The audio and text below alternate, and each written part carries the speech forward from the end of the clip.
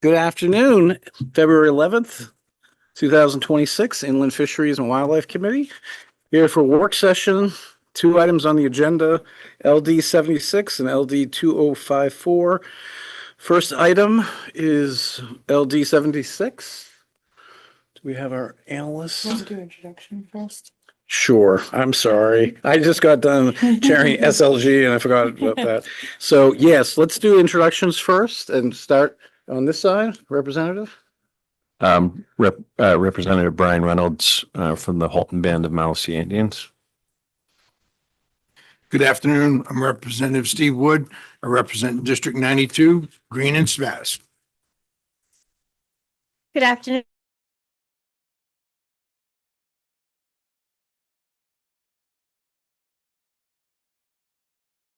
I'm Representative Mike Linus, District 79, towns of Paris, West Paris, Sumner, and Woodstock. Good afternoon, Jim Thorne. I represent House District 35, which are the towns of Carmel and Herman in beautiful Penobscot County. Good afternoon. I'm Senator Joe Baldacci. Thanks, Jim. I'm Jim Dill. I represent House District 26, Old Town, Bradley, and the Penobscot Nation Voting District. I was going to say there was a senior moment on your part. Thank you, Senator. I am Rick Mason. I represent District 97, which are the folks of Lisbon. Good afternoon. I'm Representative Tiffany Roberts, representing House District 149 and the communities of North and South Berwick.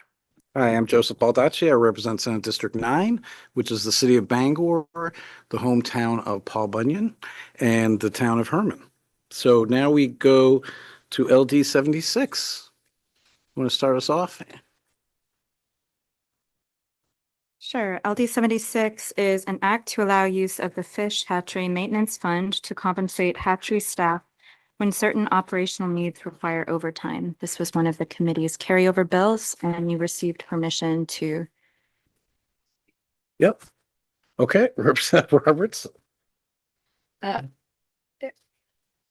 I correct in that this language is now in the supplemental budget as we were waiting for?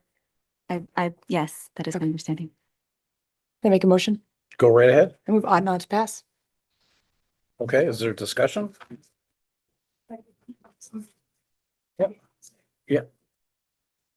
Okay, is that agreeable to everybody? Okay, we'll take a vote. You want to just do the vote right now? Yep, thank you.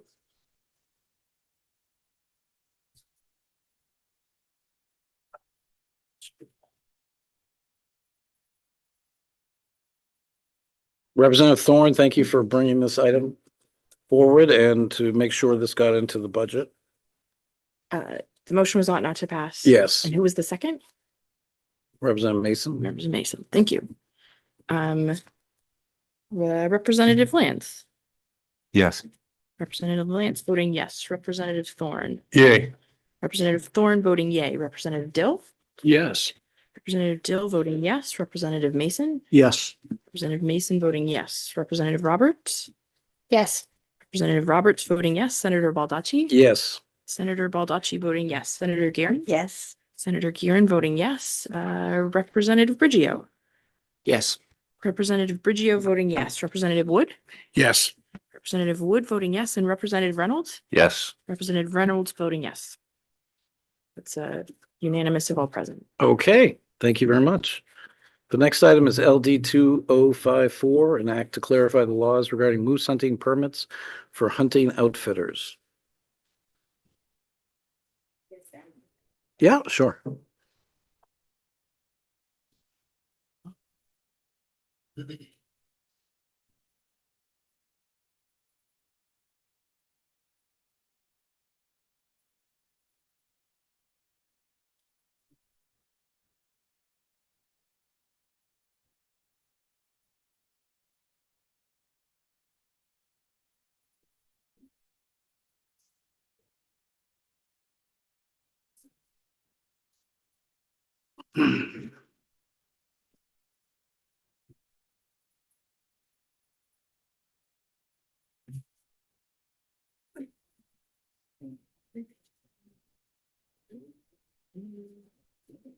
A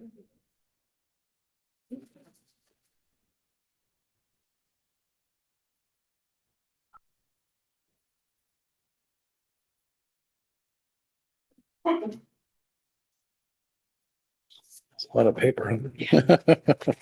Thank you.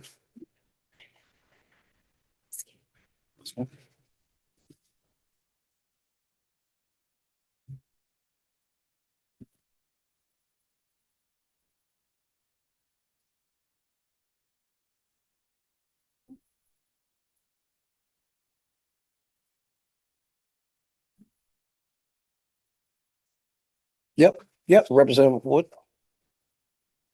Thank you, Senator. Senator, before we get into a hearing, the work session on the lodge permits and stuff, I would like to ask the Colonel how or someone from IF&W how this year's drawing went and to kind of give us um, a finding of what they had, the problems they had determining who should be eligible for a lodge tag, and did the true lodges actually get a tag or not? Kind of before we get into Okay.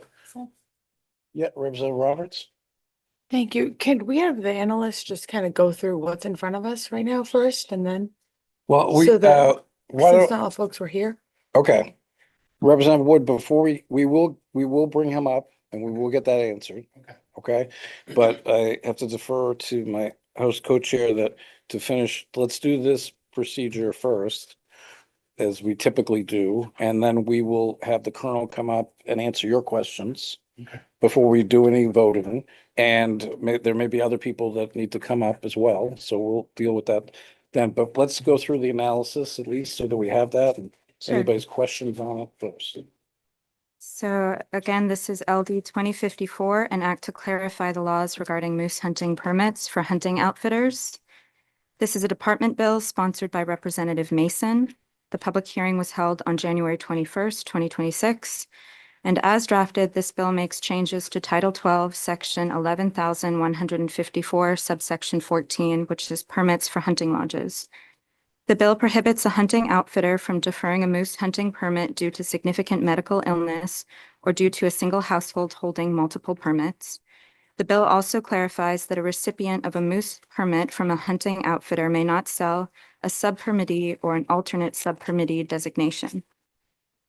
As Chair Roberts mentioned at the hearing, this bill was submitted as a department placeholder bill, largely to allow interested parties time to bring forward clarifications to the moose hunting outfitter permit program. Amendments from the sponsor and the department were sent ahead of the public hearing, and the department has since sent an updated amendment, which you have before you. Rather than go through the original bill language at length, given that it was a placeholder bill, I've made up a side-by-side, thank you, which should be attached to your blue sheet. And I was going to go through this with you to show how the two amendments, the sponsor's amendment and the department's latest amendment, are proposing to make changes to existing law. Okay, that would be good. Yeah, if you could speak up a little bit, Sure. because so that we can clearly hear you. Thank you. Okay, so just to contextualize this a bit, the table in front of you, the left-hand column is current law, subsection 14, permits for hunting lodges. The next column is the sponsor's amendment. The next column is the latest department amendment, and then I've included some notes about where changes are being made. So to start, under current law, Title 12, Section 11,154, subsection 14 states that moose hunting permits issued to hunting outfitters must be allocated through a chance drawing separate from the public chance drawing, and establishes $1,500 as a fee for a moose hunting permit for hunting lodges. The sponsor's amendment adds language to say when applications must be made, recipients notified, and permit fees paid. And the department's amendment makes no changes to existing law.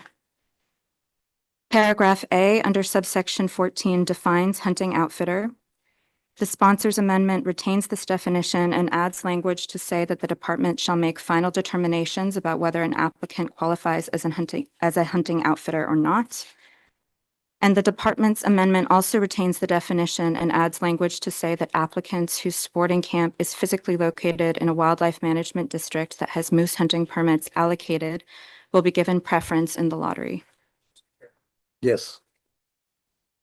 Just for clarification, can I understand which came first, the department amendment or the sponsor's amendment? And one with the result of the other? Are they? I would let the department speak to kind of the discussions that went on for their amendment. I wasn't involved in those. Their but amendment came to us on February 3rd. So I think the sponsor's amendment was prior to that. The sponsor's amendment was sent Correct, just. or is that correct?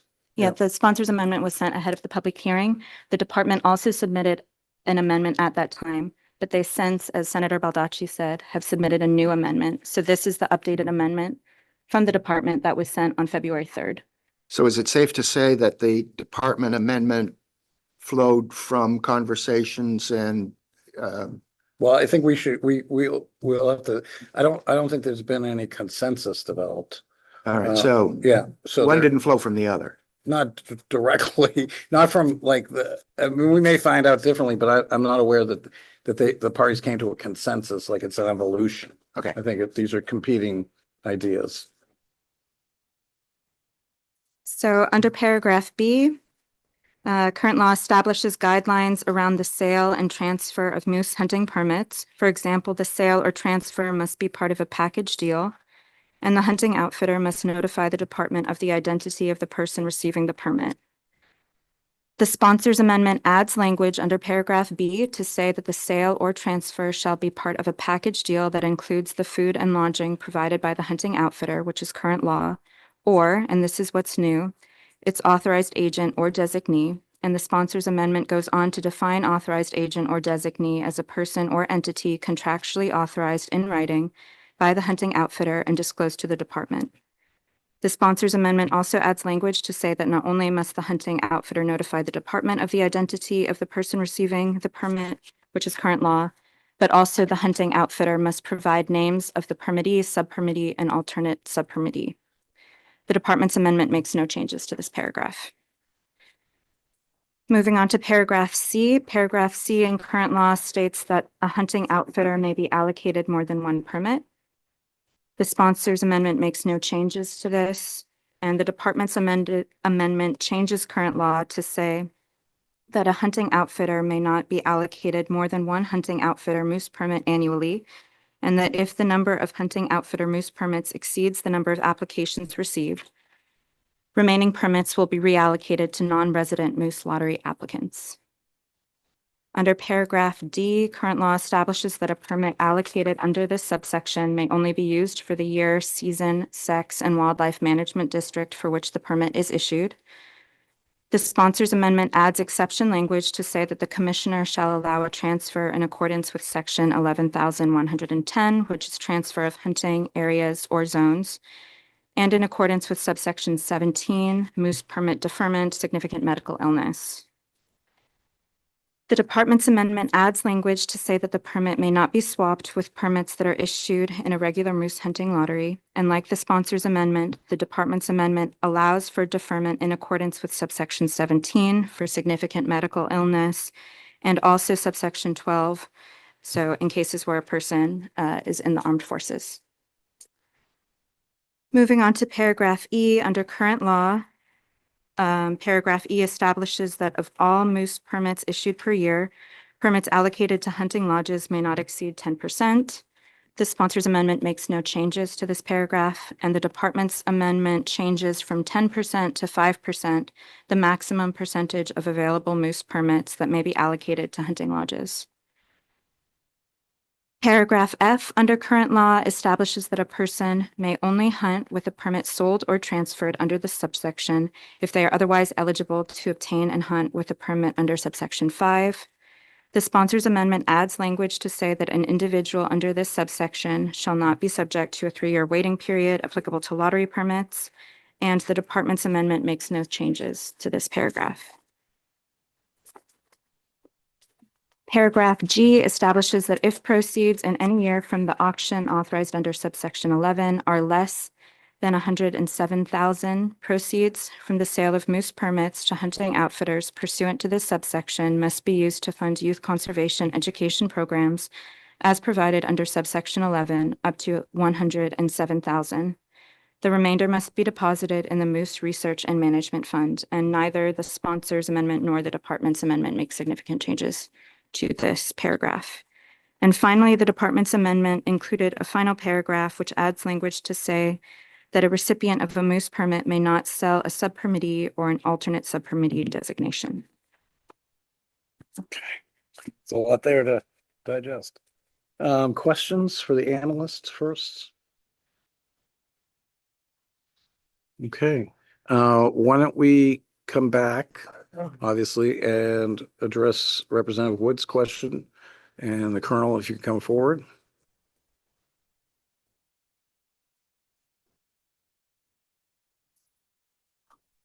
Good afternoon, Dan Scott, Colonel of the Warden Service. Could you repeat your question, Representative Wood? I'll put it easy as I can. Please tell us the nightmares that you had over the last month. Okay, Professional. I'll kind of give it, if the committee is okay with it, I will kind of give an overview of kind of how we got to where we are. I think that'll Yeah. clarify a lot of I things think for a that's, lot of I people. think Is that was is his okay? original question. We'll leave my nightmares out of it.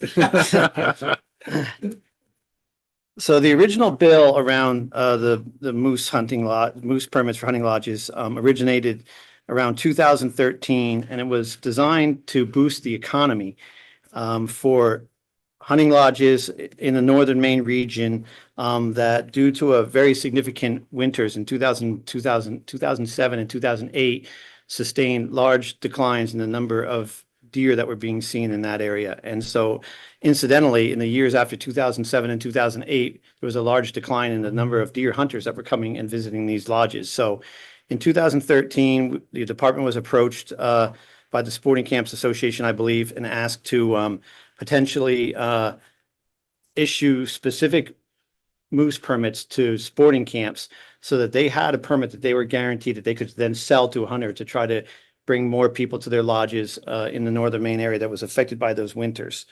That was in 2013. There's been a few iterations of it since then. The actual statute itself is fairly clear. Early on, there was there's a designated number of permits that are allocated out of the general moose lottery for these permits, and they all come out of the non-resident pool. And early on, there was similar number of moose lodges that were putting in, or sporting camps that were putting in for these licenses as there were permits available. So things were running pretty smoothly in the early years of this effort. The statute that's in law that Ann just went over some of it is pretty clear that it defines what a moose hunting outfitter is. A hunting outfitter is someone who runs a sporting camp. That sporting camp is licensed under Chapter 562 under Title 22, which is the DHHS statutes. And they must offer a food and lodging packages with the services of a hunting guide.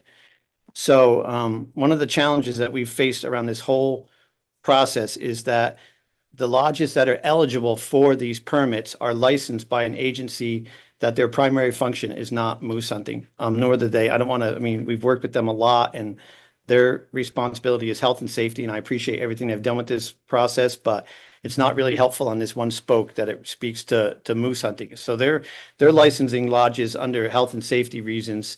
But that is what makes people eligible under those licenses for a fish and wildlife license. That's highly desirable.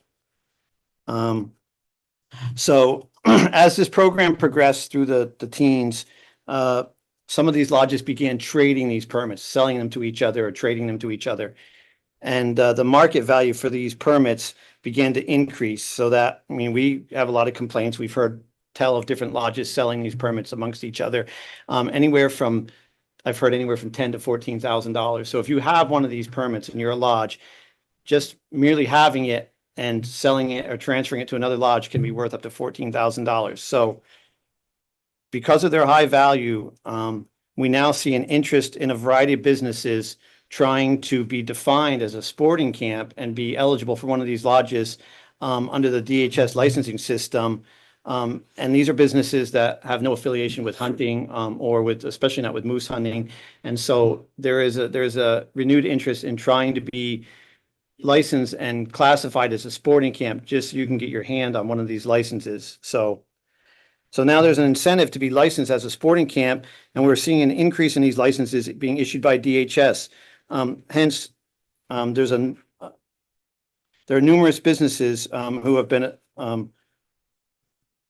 been associated with guiding hunting, with hunting guiding, that are now vying for permits so they can just sell it to another outfitter. So there's a market for these permits, basically. And so now we see a lot of private residences, private camps, motels, campgrounds, different entities or businesses that wouldn't normally have applied for these permits that are doing it just so that they can get a hold of one and sell it to another lodge. However, over the years, the number of permits that have been available hasn't really changed all that significantly.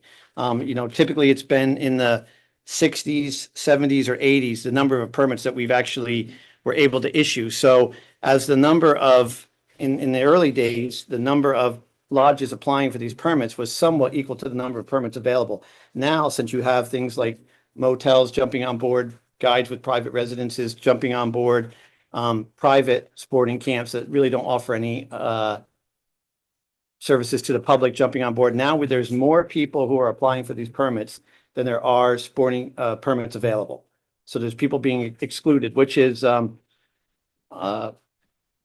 fact that it's a lottery is reasonable to assume that might happen. However, what's happening is you're getting, for example, hotels and motels down in areas that don't even have moose hunting in them being issued these permits when a traditional sporting camp that's located right in the heart of where it was supposed to benefit them, say in Northern Maine, WMD 4 or 5, are being excluded. And some of those folks at the public hearing spoke to you, and some of those lodge owners were present and spoke to you folks. So I'll just to give you an example. So in 2019, 46 lodges applied and there were 46 permits available. So more or less each lodge won a permit. And in the original law, there's even some language in there that says a lodge can win more than one permit, because early on, there was sometimes that there was even more permits available than lodges applied. So if there was an extra lodge permit, we would draw somebody's name again in the lottery. So 2019, 46 lodges applied, 46 permits were issued. Just randomly grab a few here. In 2023, 85 lodges applied and 83 permits were issued. So you had a few people that did not win permits. In 2025, last year, 96 lodges applied and 82 permits were issued. So the number of permits isn't really going up that much because it's based on the total number of permits that we issue.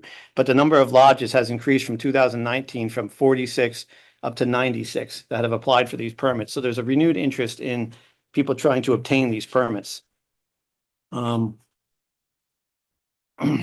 Yeah, Representative Roberts.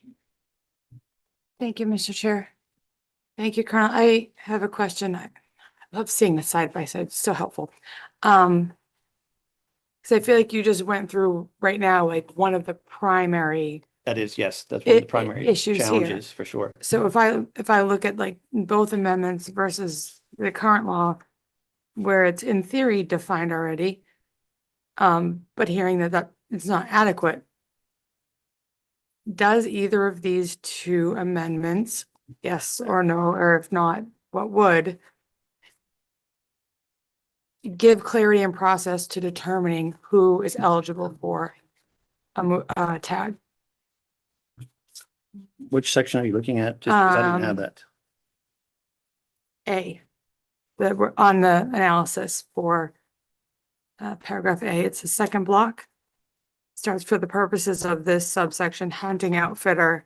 So it sounds like what the situation that you're describing now is a one big crux of where the Right, so- problem is. So I'm wondering if either. Right, so these- paragraph A describes, so hunting outfitters are issued these permits, Mhm. and Title 12 basically defines what a hunting outfitter is. One of the challenges is that the main definition that is a license that's issued by DHS, and the DHS definition of a sporting camp basically is a brick and mortar building with more than 4 rooms in it. That's why we're seeing some private residences applying for these, and DHS is issuing them their license. And I've met with them numerous times. We've talked through this. And one of the challenges I've posed to them is, so if I have a house and it has 4 bedrooms in it that I can house people in, how many weeks a year do I have to be functioning as a sporting camp to be issued one of their license? And they said, there is no limit. So I can have 1 week a year, my residence or my motel or my private sporting camp I run it as a moose lodge. The other 51 weeks a year, I live in it as a residence. And DHS is licensing that facility. And they know that it's a challenge for us, but they're not worried about whether they're eligible for a moose permit or not. They're worried or not about what they have for a kitchen, what they have for a sink, what they have for a hood, what they have for health and safety reasons. So their interpretation of what a sporting camp is on the landscape is fairly liberal. And I think the intent of this bill is to make that, originally was for that to be fairly much more conservative of what an actual sporting camp is. So, go ahead. Yep, go right ahead. I guess that's what I'm wondering is where are we getting that clarity, whether if it's by statute or by rule, that is helping to alleviate that problem where you're having to go out one by one, whether it's creating, a sub designation or something like that. If that's one of the largest problems, I'm trying to see. Where should we get that clarity from? Is that what you're asking me? Right. So, I didn't finish all my notes, but Okay. I do feel that there was a sponsored amendment, and I haven't been tracking exactly who was sponsoring everything, but there was some language, it may have even been in an amendment that you had offered maybe earlier on that came up. Get my notes out here, that spoke to the department having another level of eligibility criteria that we can delve into to further define a sporting camp. So I do think that the list that we get from DHS is a good starting point. There's now 116 names on that list of people who are classified as sporting camps. Only 96 of them applied last year. So there was actually 20 of them that I really had no interest in this system. So we start from their list, but then we're trying to come up with some other kind of criteria to make lodges eligible for who would qualify for a lodge permit. I did see some language out there at one point where, possibly the department, and we had been trying to avoid this, but it looks like it's going to be unavoidable, may have to come up with a system to maybe look at business records or other public-facing documents or external sources or an application review where we can say, okay, this on the face of it is, or maybe a length of time that they actually function as a sporting camp. There are several Airbnbs on the current list. So for 51 weeks a year, they function as an Airbnb. As we all know, I stay there. I feed myself. I just basically renting somebody's house. And then for 1 or 2 weeks a year, they function as a sporting camp, and they're eligible for a moose hunting lodge. Well, most of the year, they're not a sporting camp at all. They just have people coming in there and Airbnb it out. So we would try to find some kind of a criteria, and I don't know what that is. That's what we're looking to the committee for guidance is what would be that criteria that we would say, okay, you are a sporting camp, you're not a sporting camp under the spirit of this original law. Representative Dill? Thank you, Mr. Chair. As you're talking about numbers, I may be confused here, but paragraph E. Current law says it cannot exceed 10% of the total permits issued. And IF&W says 5. So if I understood you, in 25, you issued 82 permits. So now you're proposing that would go down to 41 permits? Is that what this refers to? No. Okay. So, I'm just going to pass this off to Nate, just because I think I can take a shot at it. Let's see. Thank you. Good afternoon. Nate Webb, Wildlife Director for the department. So there's actually two percentages that are in the law as it currently is written. There's 2% of the total permits issued in the lottery go to this program. So that's where the 84 or 83 or 74 comes from. And then beyond that, currently, no more than 10% of the permits in any particular wildlife management district or season can be issued to hunting. So this is specifically lodges. talking about very narrow. Correct. And the other one is the overall permits that are, okay. Right, the Got it. total number of permits and the distribution of those permits across districts and seasons, those are two different percentages. So it hasn't changed then the total number, the Correct. 2% or whatever it is. Correct. The percentage hasn't changed, but the number of, Where, total number of how they're permits distributed is- across. right, the total Yeah. number of permits issued each year is based on the number of Yeah. permits that are available in the general. And then you lottery. said that would be 2% would go to this program. Correct. And then once that 2% is available, no more than 5% can go to anyone, is what you're proposing, Correct. district or season or what, okay. Correct. And the reason for that proposal is that currently in some districts and some seasons, all of the permits that would otherwise be available to non-resident lottery applicants are consumed by the lodge permit program. And so there's no permits at all available to general non-resident hunters through the lottery. If I could, just a follow-up. Well, to just the- hold on, Representative Wood has a question too. Thank you, Senator. He just said what I was going to Okay. ask. Okay. One thing I wanted to just mention, to follow up from the Colonel, one of the reasons we think that interest has grown and the number of applicants for these permits has grown is that there is a market that's occurred because they are being sold amongst lodges. So one of the proposals in our amendment would essentially eliminate that market, which presumably would limit interest in the number of applicants that really don't have any desire to sell the hunt themselves or to guide the hunter. So I'm happy to turn it back over to the Colonel for, he has a lot more I think that he'd like to say. Yeah, Representative Lance. Thank you, Mr. Chair. So would it be safe to say that there are hunter outfitters out there that are pretending to be in order to be eligible for moose permits? Is that a safe statement to make?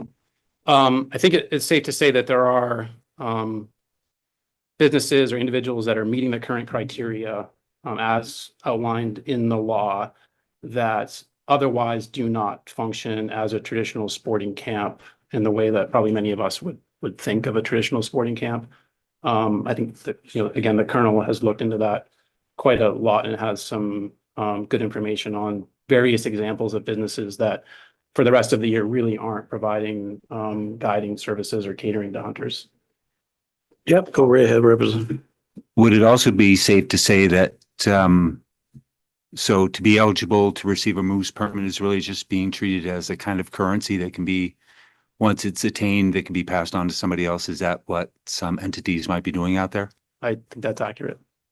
Representative Thorne, you were next, and then Representative Roberts. Thank you, Mr. Chair. I don't know if it's out there. The number of lodges per district and the number of permits that would be available to lodges per district. Because what I think I have heard is that some districts are heavy in lodges and light in permits versus some districts that have very few lodges, but a lot more permits. I think to some degree, that could be the case. However, what is also happening is that naturally there are districts, portions of the state where moose hunting is better than others, including in the districts where we allocate moose permits. There are also seasons that are more preferable to others. The September antlered moose season is often thought to be kind of the prime season. As an example, I'm not sure that we have any lodges requesting or receiving an antlerless permit in October, which they could if they were interested in that.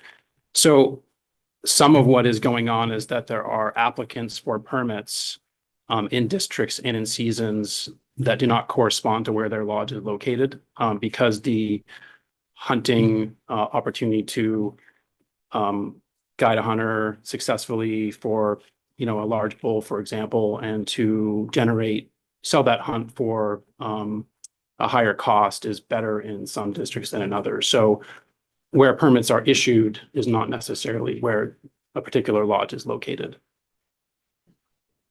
Yeah, go right ahead, Representative. So this doesn't change the ability for a lodge to sell that to another lodge if they get drawn for a permit that's out of their district.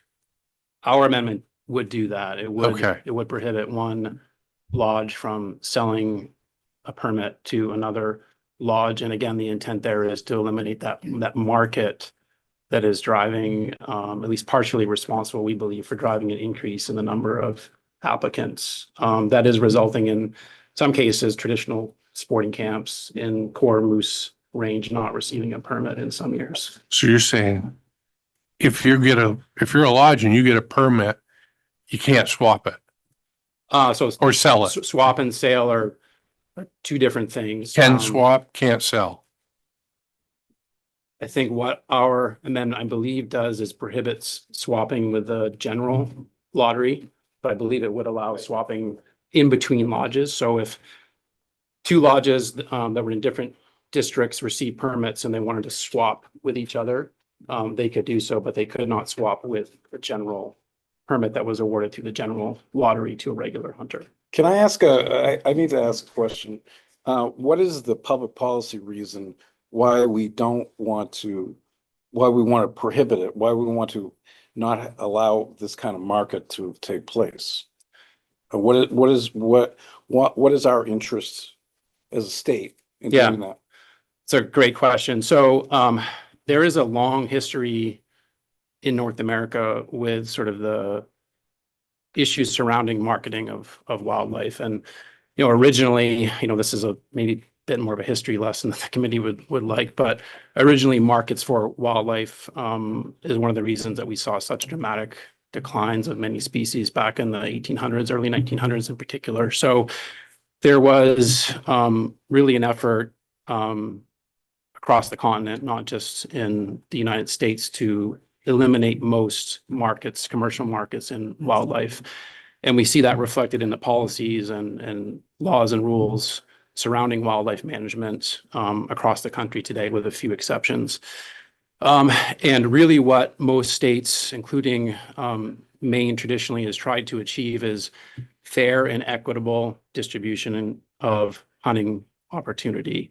And the reason for that is that wildlife, according to state law and sort of broader continental precedent, are owned by the residents of the state and held in trusts by the state Fish and Wildlife Agency, and providing the opportunity for all residents, regardless of economic status or class, and an equitable opportunity to hunt wildlife is sort of fundamental to the way in which we manage wildlife and provide hunting opportunities in the state. And I think as we've seen through this program, creating a market, particularly where there's significant value, can result in a lot of unintended consequences, particularly with regard to fairness and equity of hunting opportunities. Yeah, because you can control the wildlife management by the number of permits you allow.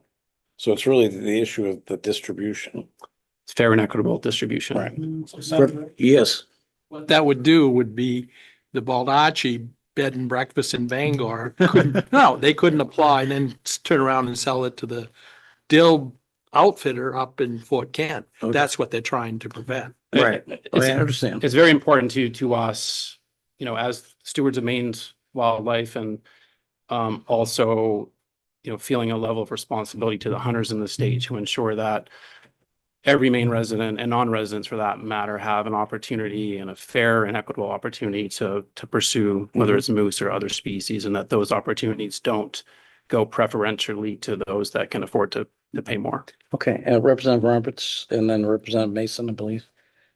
Thank you, Mr. Chair. I'm gonna jump back again because I'm still stuck here. Because I think the beginning of all this is the initial determination, right? On who qualifies, and that's kind of maybe not clear in either. I don't want to trigger Senator Garen here, who has also spent years with me over working with DPFR. Because this is in some sort, you're dealing with a licensed entity under title, was it 22? Underneath that, we can have certifications, registrations, all those things. I don't know if this is oversimplifying. In my head it is, but maybe it's because I've lived in it too long, or overcomplicating. But what authority does the department have?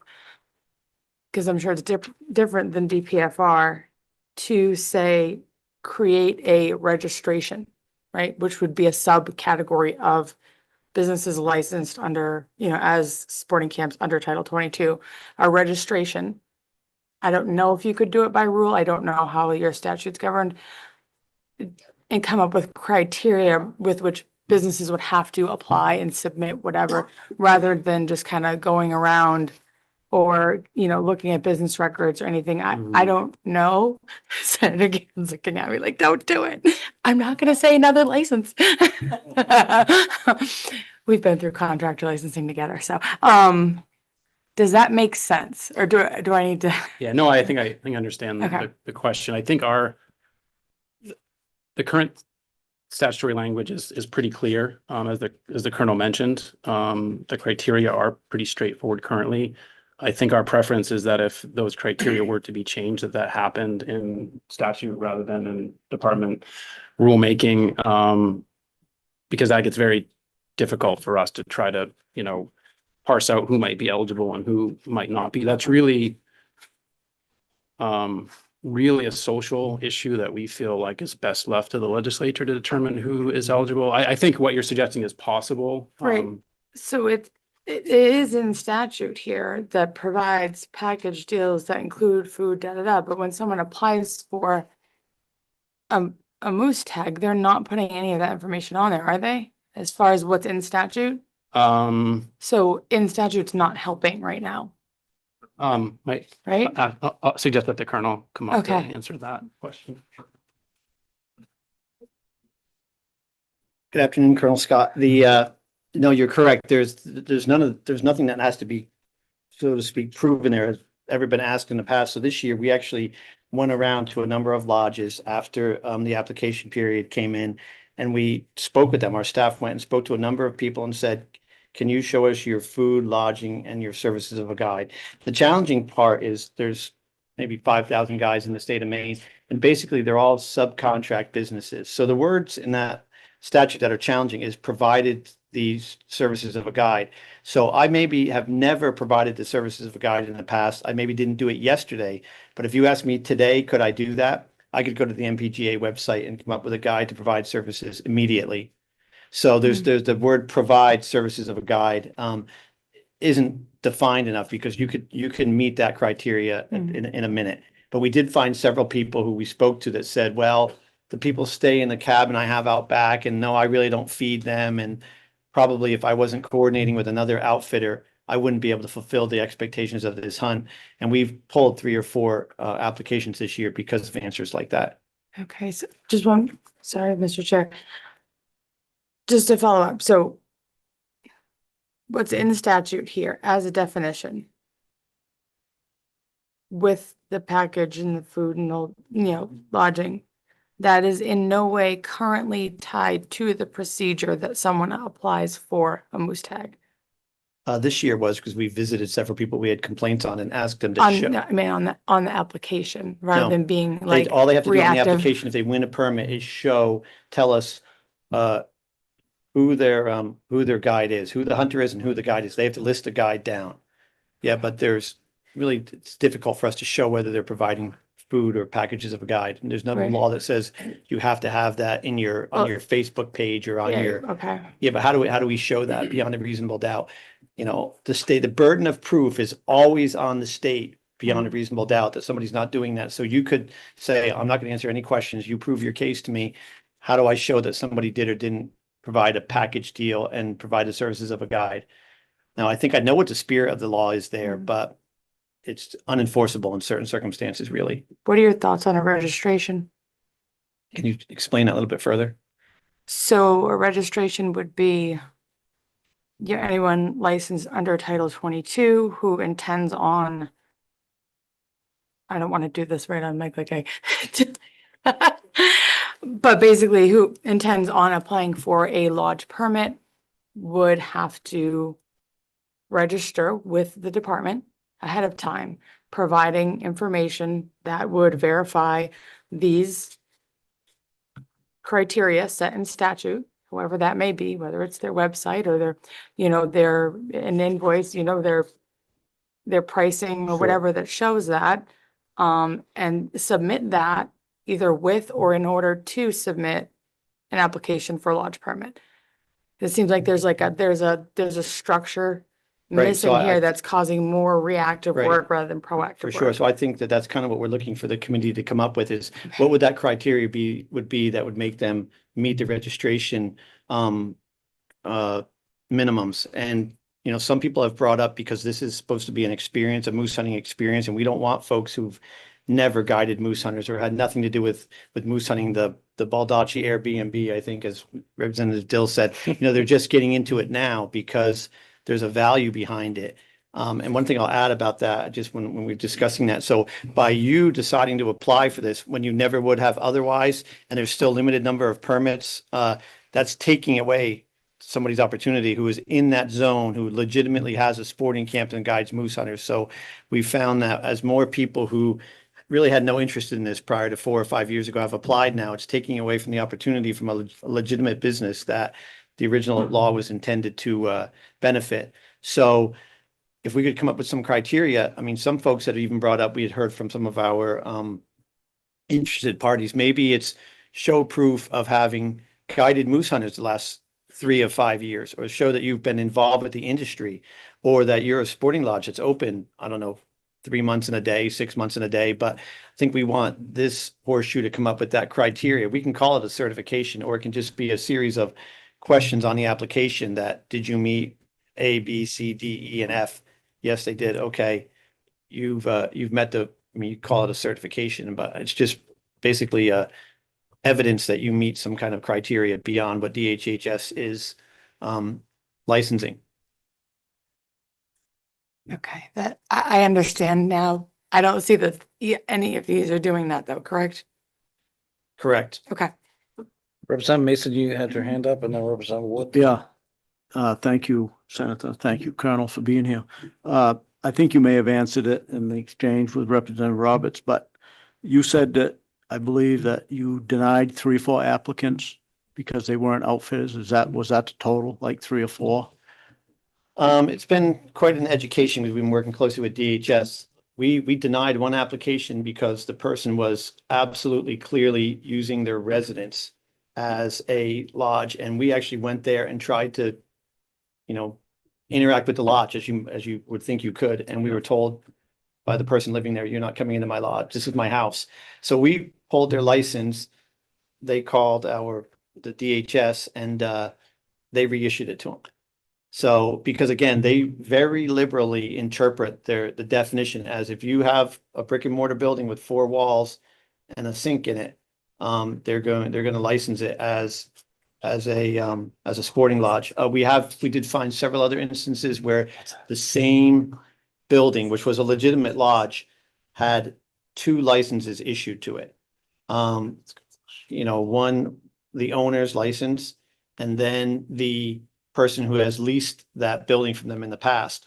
So we went and spoke with DHS and said, listen, there's one brick and mortar building, 1 kitchen, 1 lodge, Right. and there's 2 licenses, and these people could potentially get 2 moose permits out of this same lodge, and we don't think that's okay. And so, and I'm not questioning what they're doing. I'm just telling you their policy. So DHS, because they're worried about health and safety, they want somebody who's responsible for each week that somebody's in there. So they have summer camps that they may license for out of a certain building 2 months out of the year. And then when that summer camp is done, maybe some other Christian camp or Boy Scout camp will come in. And so they'll reissue another license for the same kitchen, so to speak, to a whole nother organization. So they're applying that same standard to some of these buildings. So when that came to light with us, I called the 2 people with licenses and said, okay, but there's only 1 moose week. So who is in charge of the kitchen and who owns the license for that week? That's whose name we're going to put into the lottery. Yeah. I haven't heard any complaints on that yet, but it's only been 3 days. Pretty sure they're coming. But that's the reality. I mean, you can only function as one lodge at a time out of one kitchen. So we saw some of that. We also saw some folks who, once our staff basically interviewed them about it, they said, you know, we have a little cabin out back and some people come here and they rabbit hunt and they do their own thing, the American plan, they cook their own food and so forth, but we do give them tea and crimpets in the morning. And so we've gotten these lodge permits in the past. So we've asked them, well, if that's, are you a moose hunting lodge? Have you ever guided moose hunters? Could you manage taking a moose hunter out on your own, feeding them here at your lodge, because the main building was their house, and fulfilling these requirements? And they basically said, no, we can't do that. So they voluntarily gave up their permit. Yeah. So that was just a brief audit for about 2 or 3 weeks of some places we had gotten complaints on. You know, most of the names on the list are completely, we're familiar with them, are completely legitimate, but as the value goes up, more and more of these little side, there was a motel out there that was licensed because obviously they have more than 4 rooms. They feed a continental breakfast, and they said, well, we have some walking trails out back because, you know, DHS, because it's not really their primary function. They don't understand what the services of a licensed hunting guide is. And they said, well, they had trails out back. We said, well, that doesn't require a guide's license. So we've tried to audit it the best we could, but that would be a full-time job for sure. Thank you very much. Okay. Yeah. And then Representative Wood. Thank you. Just very quick question. I just heard something that made me go, did I hear correctly that you said, so we pulled their license? We pulled their application from the process. Okay, Yeah. okay. Whew. And we notified them of that. Okay, We so had in nowhere is the department taking action on a license issued by DHHS, right? Correct. Yeah, no, Okay. that's what we're trying to avoid here. These are 2 separate Okay, agencies. and just- We've had conversations with them, but they have, when they filed an application for the drawing for us, we reached out to them and said, your application is invalid because you don't meet the requirements of the food package and services of a guide like you brought up. But that did take us physically sending people to these individual businesses and interviewing them and having a discussion, which we're hoping that moving forward, we don't have to do that every year for every applicant. Okay. Representative Wood. Thanks, Senator. I've got 3 or 4 questions, if you don't mind. You have the floor. Okay, so, first of all, if swapping of the permits. So, like myself, being in zone 17, under full disclosure, I was one of the lucky ones. I did get a large permit, and in zone 3. I already have a camp rented, so I know where I'm going and stuff. But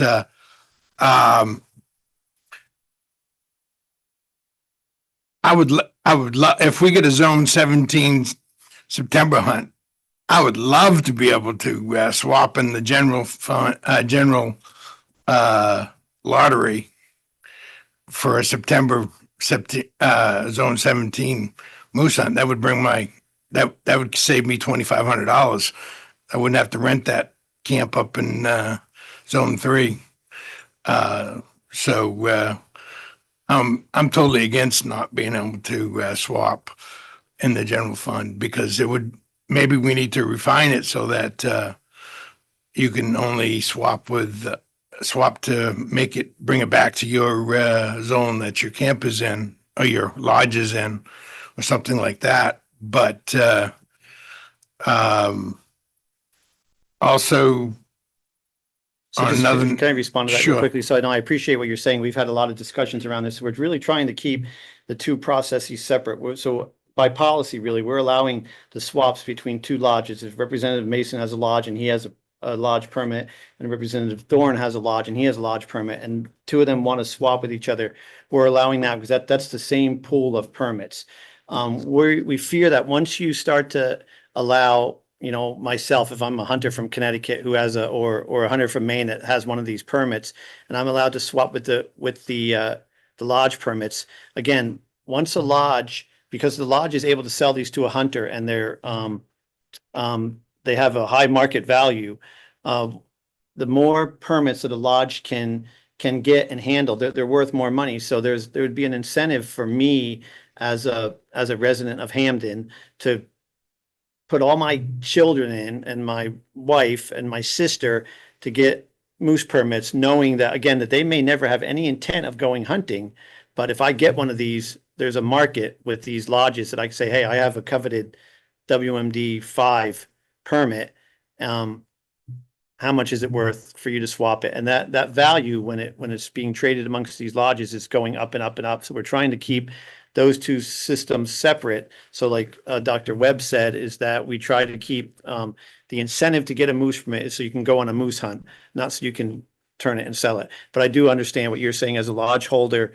There may be some interest in you trying to get your hunt back to your WMD where your lodge is. The other avenue to get there, which isn't a very popular one, but as long as we're all being completely transparent, is to require the lodge to just get a permit in the WMD where their lodge is located and to house the people at their lodge.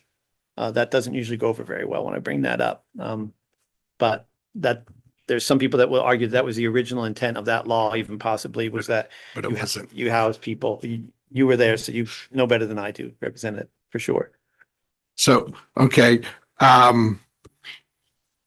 this year I've had over 150 phone calls and complaints about the law. That's why I really pushed for this bill to come before us. So thank you for bringing it. I think it was time. And I have complained for the last 5 years about asking IF&W to look at these lodges because the number of lodges have increased. And Whispering Pines and Yogi Bear Campground have been getting lodge permits for the last few years, and they're campgrounds, they're not lodges.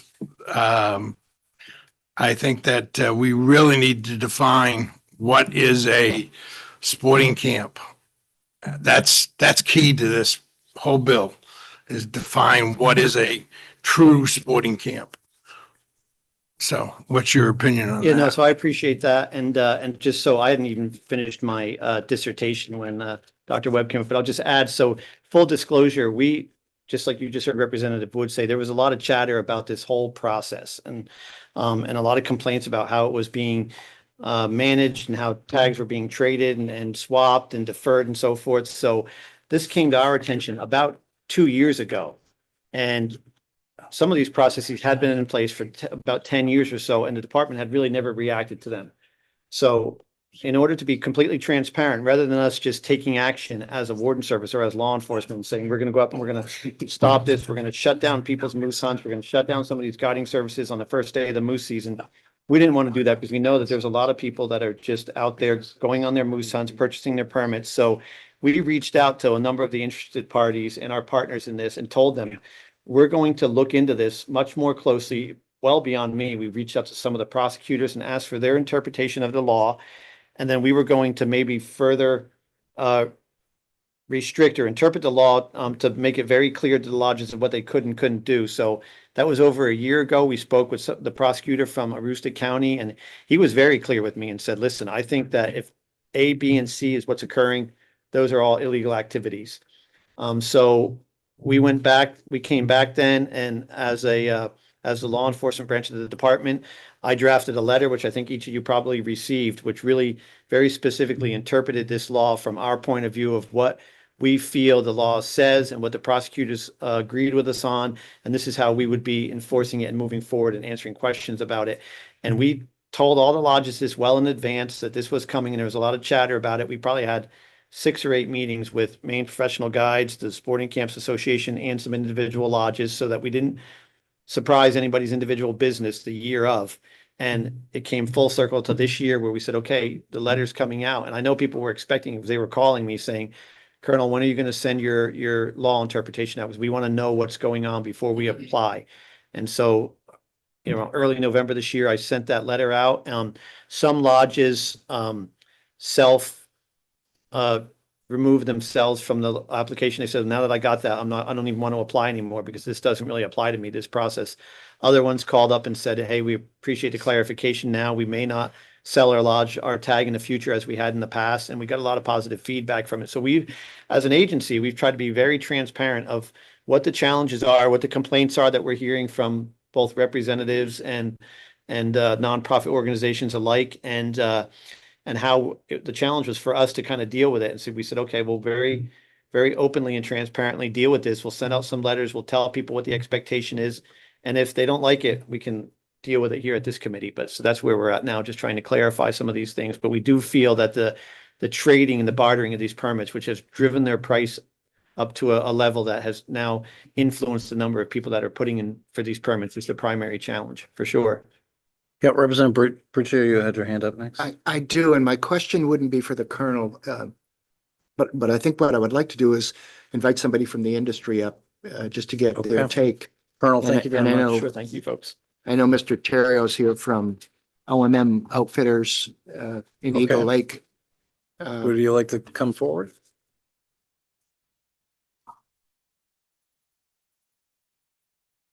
Not that I don't appreciate the Colonel, let the record reflect.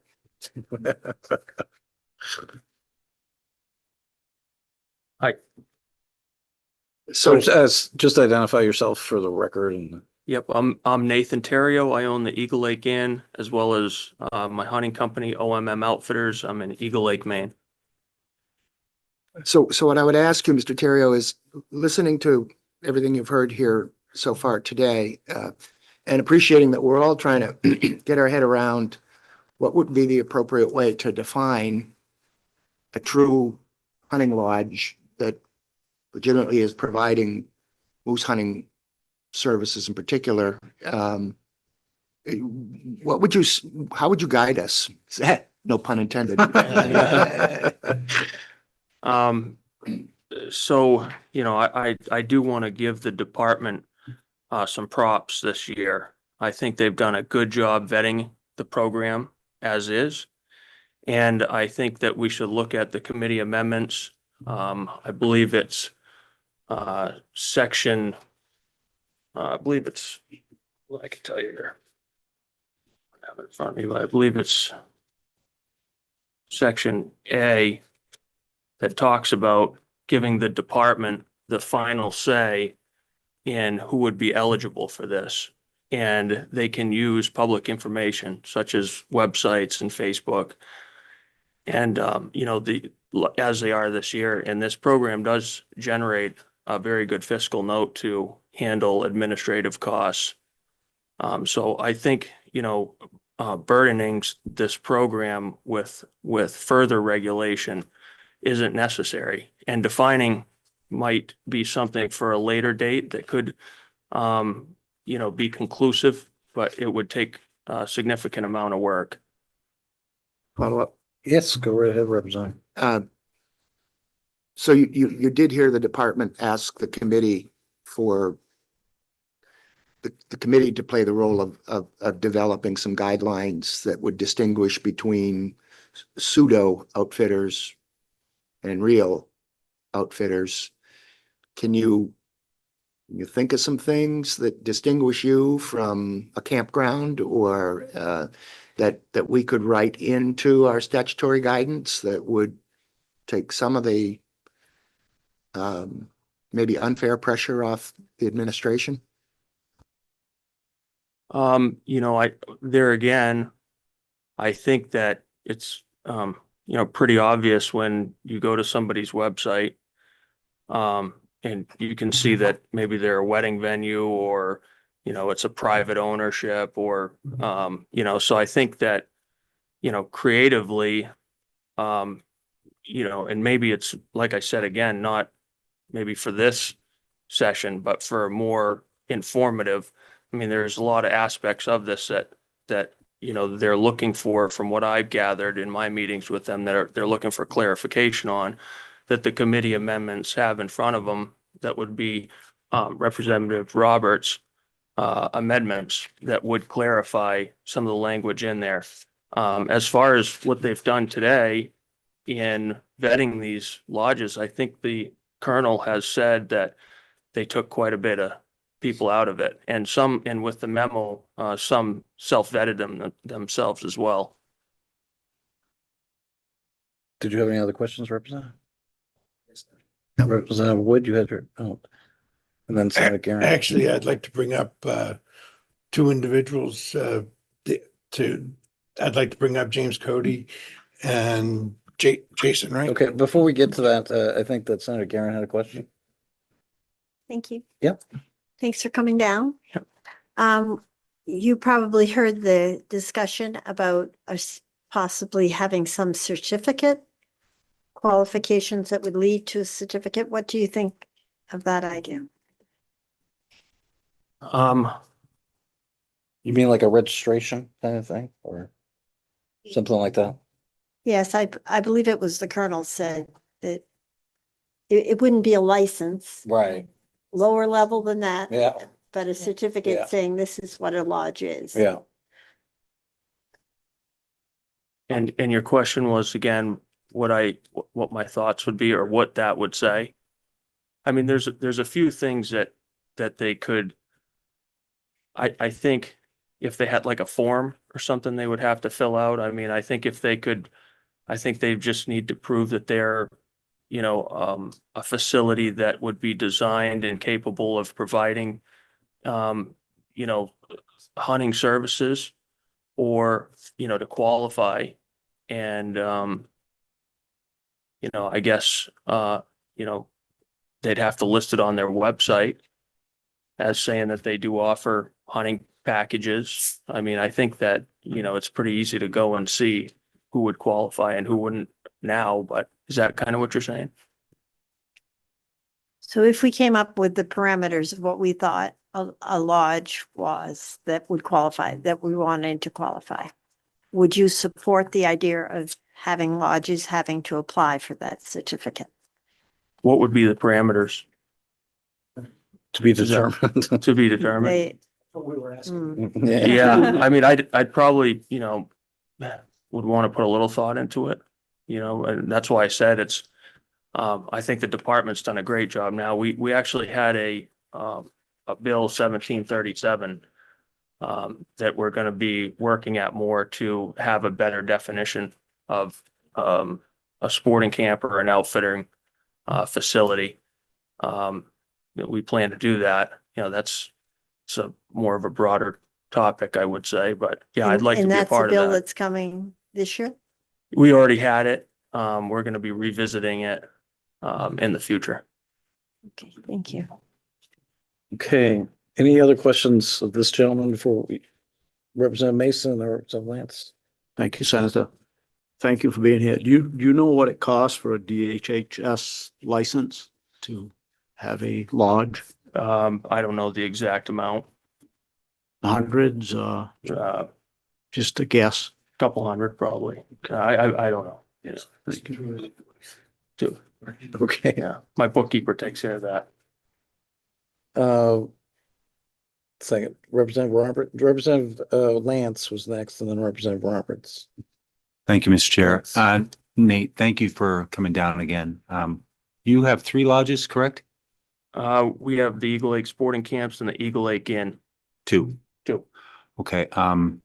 Have you in recent years noticed the popping up of what Representative Bridget would call pseudo lodges in your area? Do you have firsthand experience with some of that? So yeah, I mean, I would say that, anybody that can get the license in the past that has looked at this as an opportunity, I mean, people are going to do that. So, I mean, quite frankly, prior to this year and prior to the department vetting like they have been, there's been absolutely that. Okay. Representative Roberts. Thank you, Mr. Chair. Thank you, Ms. Terry. To piggyback off Senator Garen, so what I was thinking of, because we see it's in statute here, and then there was the proposed amendment to kind of flesh it out, but to kind of eliminate error or confusion, or to make this very crystal clear as far as who's eligible, who's not. If I wouldn't say certification, I would just say registry, which is basically saying that you are an entity that qualifies for this. If that was something that, say, your business had to fill out every 2 or 3 years or whatever, have it be, which would basically just be in line with what's in statute here. Is that something that are you seeing any issues or in favor of that? Because it seems like we definitely need more clarity here so that we're not reacting to things after the fact.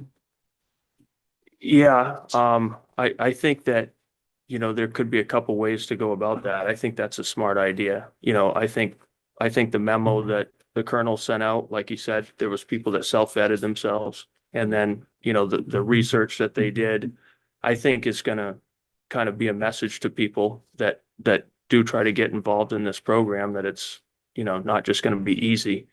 I think it would just come down, what that is. And, you know, I think over regulating this could potentially drop the value of this down. And that's what we don't want to see, because that would ultimately, limit the exposure to the state of Maine. It would make people bypass this as an opportunity to come moose hunting if the quality goes down.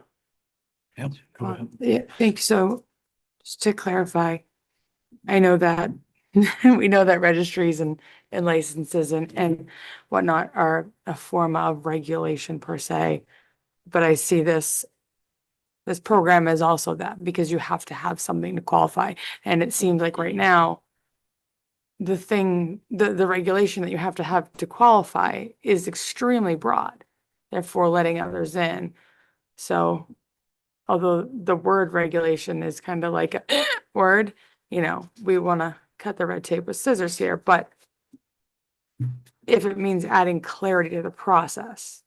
Yep. Does that seem like a decent trade-off here, when it seems like it, to me, could be easily, if we didn't have to make a decision today, easily be put into this, with criteria with the statute is written.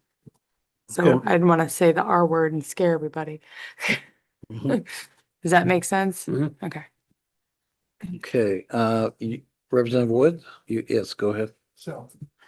So I keep on hearing websites. I'm downsizing. I don't have a website anymore. I do mainly word of mouth. I go to 2 sportsman shows a year. And just this last weekend, I booked 5 bear trappers this weekend for middle of October. So that's not one that, and you I do use Facebook, but you can always take and gather a bunch of pictures and throw them on a Facebook. I think, my opinion, the game warden would have to verify each individual. What's your thought on that?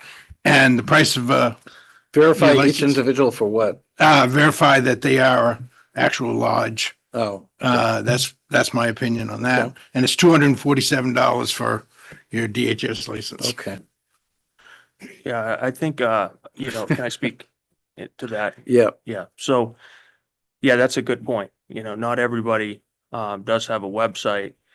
The fact that the department, again, you know, they do have the final say in this right now, and they started vetting this year. They've done a great job. I think once they, vet that, like they vetted most of these places now, going forward, I mean, how many more are they really going to need to vet to stay current? I don't think it's going to be that much of an administrative burden. but I think the one thing that it seems like there's a consensus about is that there needs to be standards established for what is an appropriate outfit or a lodge, correct?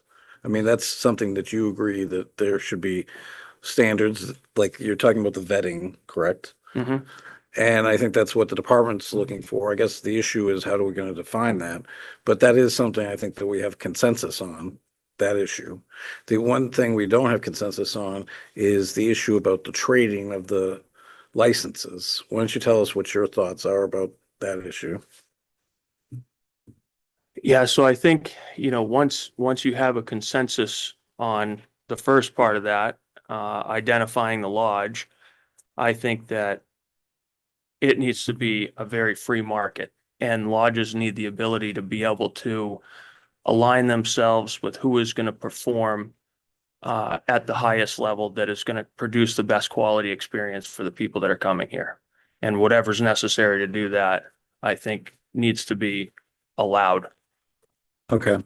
And while we have you up here, and because we're going over this quite in detail, why don't you tell us what other parts of the department's amendment, I mean, I'm assuming you read it.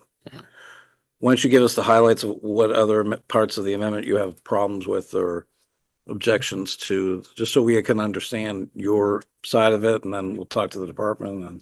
Sure. Well, so these permits for lodges come out of the total population of the moose tags. Okay, so this is not a separate program per se when it comes to where those permits come from. The swapping side of this is important for several reasons. For one, the public could potentially lose the opportunity to swap with however many lodge tags are issued.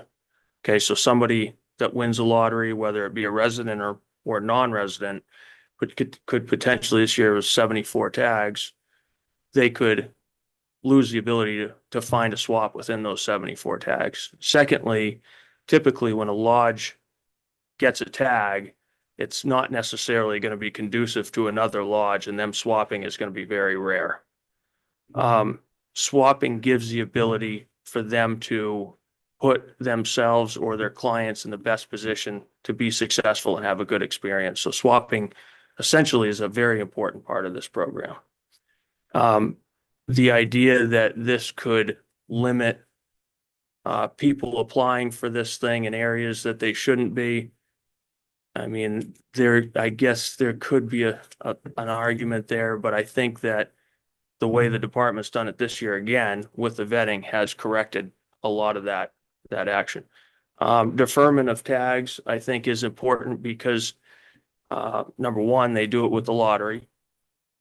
Number two, they, as outfitters, as lodges, we have a responsibility for our client to make sure that they, number one, have a great hunt, but also can go on the hunt. And there's things that come up that happen that need to be needs to be a sense of compassion for that. If there's an accident or something, they can't make the hunt or some sort of a medical thing. So deferring is important. I think that's swapping. Yeah, Representative Wood. Do you think that a lodge should be able to just defer their tag? Or should it be a hunter, like a hunter has a problem? You've sold the tag to the hunter and the hunter has a heart attack or whatever, medical issue, and he's actually wants the deferral, not the so-called lodge wants to defer it till next year. What's your opinion? Yeah, on that? there's two aspects of that deferral. There is the hunter side of it. There's also the lodge piece of it.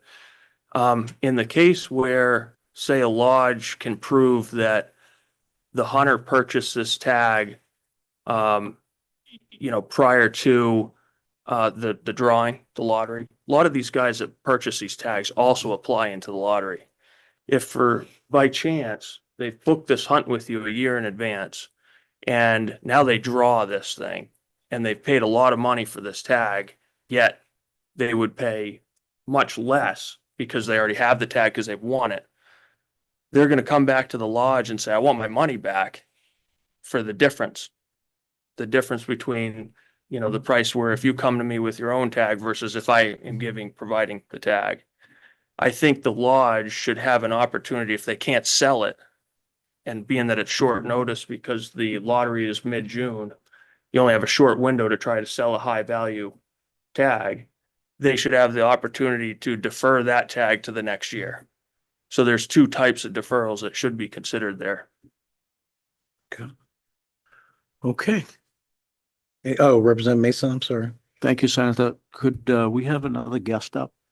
Yes, I think that Representative Wood has requested some other guests, but thank you very much. James, go again.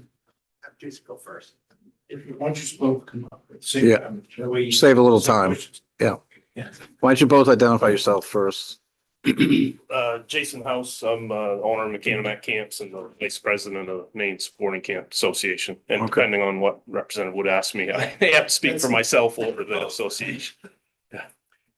James Cody here as Executive Director of the Maine Professional Guides Association. I thought Jason might be better suited to answer Yeah, okay. questions specifically on sporting camp definitions, et cetera. Actually, I want your guide, your hat on from Maine Professional Guide Association too, so. Yes, go ahead. Go. Let's get through that. Thank you, Senator. So what would you say would be the best definition that we could use to determine a sporting camp that would best fit this? And yeah, from both of you two. So I think I can speak to on behalf of the sporting camp on this. So Nathan is on the board for the Sporting Camp Association as well. We developed and he referenced LD 1737, which originally came in front of this committee and then was transferred to HHS. That bill had two components, Title 12 and Title 22. The Title 12 piece was defining a sporting camp, and it's important there's nuance, right? The statute references hunting outfitter, but it includes sporting camp in that. And you're providing things that make you a hunting outfitter, which is food, lodging, and the services of a registered Maine guide. The Title 12 portion of 1737 defined a sporting camp as we see it as the Sporting Camp Association. There's a number of elements to that. We did have an amendment. Originally, it excluded, not-for-profits. We decided to amend that language before it was ought not to pass to include that. So that's the component of the sporting camp portion of the hunting outfitter piece. And I think, there's been discussion around a registration. I think that possibly could eliminate the need for a registration if it meets those elements. Now, clearly, there's the potential for bias on our part because we are defining a sporting camp, but we are the Maine Sporting Camp Association. I think most of you would agree that our definition meets what most Mainers think a sporting camp is, what it provides, where it's located, the nature of the activities that take place at a sporting camp. I think that is probably quite broadly and widely accepted. Does that fully answer your question? Okay. What about?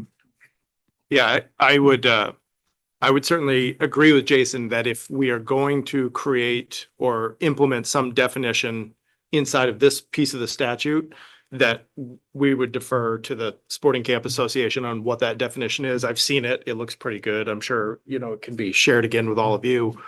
The other thing that I would say, and I have no idea what the department's, how they're going to react behind me, but I also think we don't need to make this super complicated. We're talking about roughly somewhere between 100 and 120 applicants at this point in time. Hopefully we could figure out a way, whether it's a definition, registration in statute, or there are, from a guide's perspective. So I represent individual guides, some who participate in this program and some who have been disenfranchised by this program. From my standpoint, the program was designed to help those lodges, those traditional Maine sporting camps that were harmed during the downturn of the deer herd in 2007 and 2008. At this point in time, any new applicant into this program was not harmed by the downturn of the deer population in 2007 and 2008. So I think as the department is going through and vetting these applicants, that list is getting smaller. And you could almost put a sunset provision on this to say, if you applied before 2026, you are eligible, and here are the rules of the road for this permit. It can be, if James Cody sells his camp, I can sell it to the next person. But in terms of new applicants, they're not really benefiting from something that they were harmed by in 20 years ago. Representative Thorne? Thank you, Mr. Chair.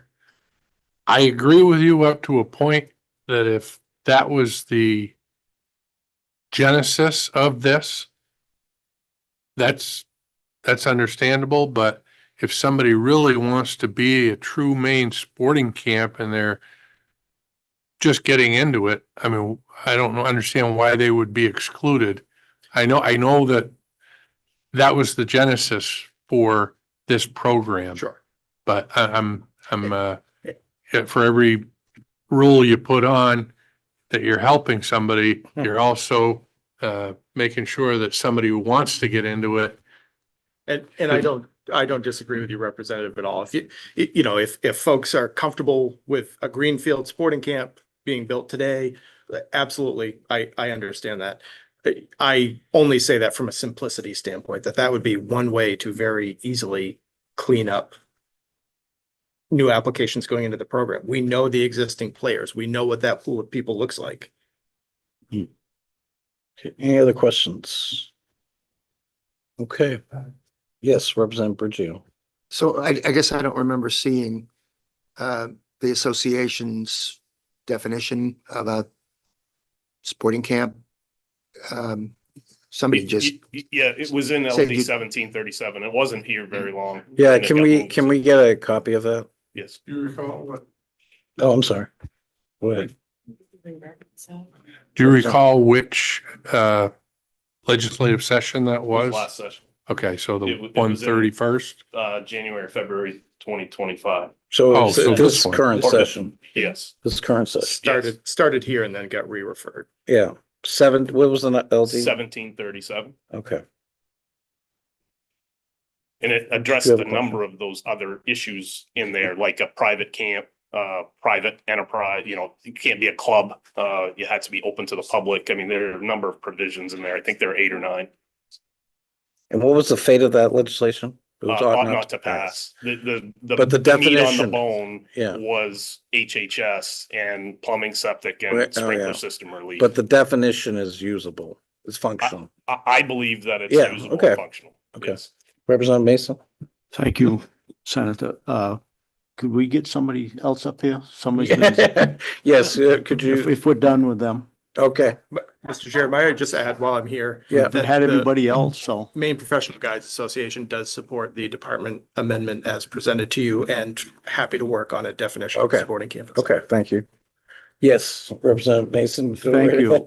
Yes, I would like to invite Mr. Bornstein up here.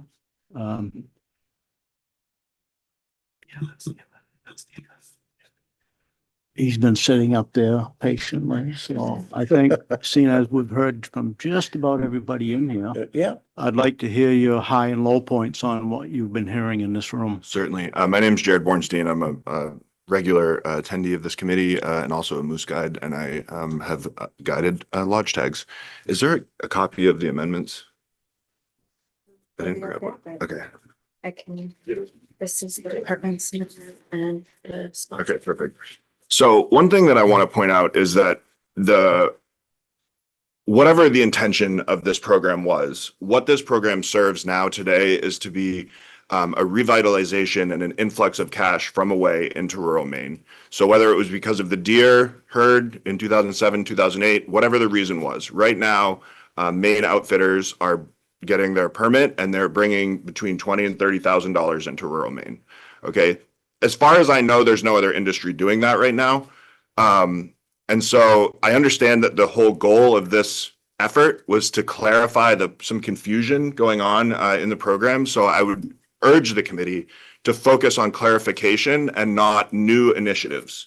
If there are new initiatives that parties want to see come forward, it's my belief that those should be their own bill and they should have a public hearing and we should, get the same process. This is legislation by amendment, which obviously is fine, but I think meaningful changes to the program require a more full process. I do want to talk very quickly about a few points. There are obviously conflicts in these two amendments. The biggest one in my mind is swapping from the lodge tag lottery to the general lottery. And it's kind of aggravated actually by the reduction from 10% to 5%. So the reduction from 10% to 5% for each zone effectively will mean that outfitters do not, or that they have a lower chance of getting the permit in the zone which they desire. And then so you're harming them on this end. And then by not allowing them to swap with the general lottery, you're also harming them you're giving them an even lower chance of getting the permit for the hunt that they desire, hopefully in their zone. But certainly you're making it much harder for them to deliver a world-class hunting opportunity for somebody from away. And the whole point of the world-class hunting opportunity from somebody from away is to bring money here. These lodge permit prices are high, and they pay for guides, they pay for cooks, they pay for mortgages, they pay for septic upgrades, they pay for all of these things. It's a holistic, this money typically very much of it does not stay with the outfitter. I've sold tags, I've seen the balance sheets. Nobody's getting rich selling these tags. What is happening is that there are a lot of people who are making some money. The deferrals, Mr. Terrio mentioned them very eloquently. I will answer Representative Wood's question directly. If you have a heart attack in August and you've paid $30,000 for a hunt, why wouldn't we be compassionate and say, hey, take the year to recover, come back? The practical outcome of that is that somebody is on the hook for $30,000 or $20,000. So I'm the outfitter. I sell somebody a $30,000 hunt. They have a heart attack. They don't get to go on the hunt. So it's August. I can't sell the hunt now. Nobody's going to be able to come in 3 weeks. They're not going to be able to do that. So the hunter's going to want their money back. I'm, as a good outfitter, going to give them their money back. And now I'm out $30,000. Or none of that happens. And the hunter goes to the state and says, I had a heart attack. I want, what's going on? What gives? Where's my money? So somebody is losing a good chunk of money just because of the fact that we wouldn't allow medical deferrals. I will also note that in the regular lottery, medical deferrals are allowed. I did one this past year for somebody who had long COVID. So that's a very common practice. Swapping, I mentioned already. I will say, I think there is a solid argument for, I know there was some talk about this before, about the wait period. And I just want to lay that out. There's a 3-year wait period right now for hunters, not lodges. It's for the hunter. So whether you get your permit in the lottery or you get your permit in the via lodge tag, you have to wait 3 years before you can obtain another permit. Now, the original intent of that was to increase the odds in the lottery, right? It makes sense. If you get one, you should have to wait a little while. Now, I will say that there is an argument to say that because the lodge tags are brought out of that, not waiting the 3 years actually has no effect on this because it's a separate system here. They've already been taken out. And it would help small outfitters to be able to go back to the same client year after year.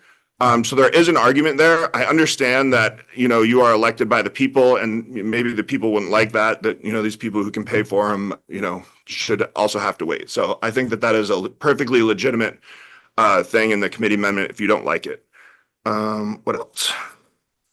Sailor transfer permits. This is the hot button issue that I think many of us have thought a lot about. Now, I will say on the sailor transfer of permits, the system where you have a pseudo outfitter and an outfitter buying the tag from them, I don't agree with that. I think nobody in this room agrees with that. These should be outfitters getting the tags and being performed by outfitters. Now, where this gets complicated is like, I have a lot of connections nationally, right? Like I could sell a lodge tag every year for $22,500. I've done it 2 years in a row now. I have people who are interested in it. I have friends who get lodge tags who they don't have those same connections. And so in some ways, acting like a broker and having these marketing partnerships and the language that's in the committee amendment would allow for, and to say, hey, you have the lodge, you have the hunting ability, but you don't have the ability to sell a hunt. That gets real hairy when you completely, in the department amendment, that gets very difficult. So doing these normal business relationships, businesses have these relationships all over, right?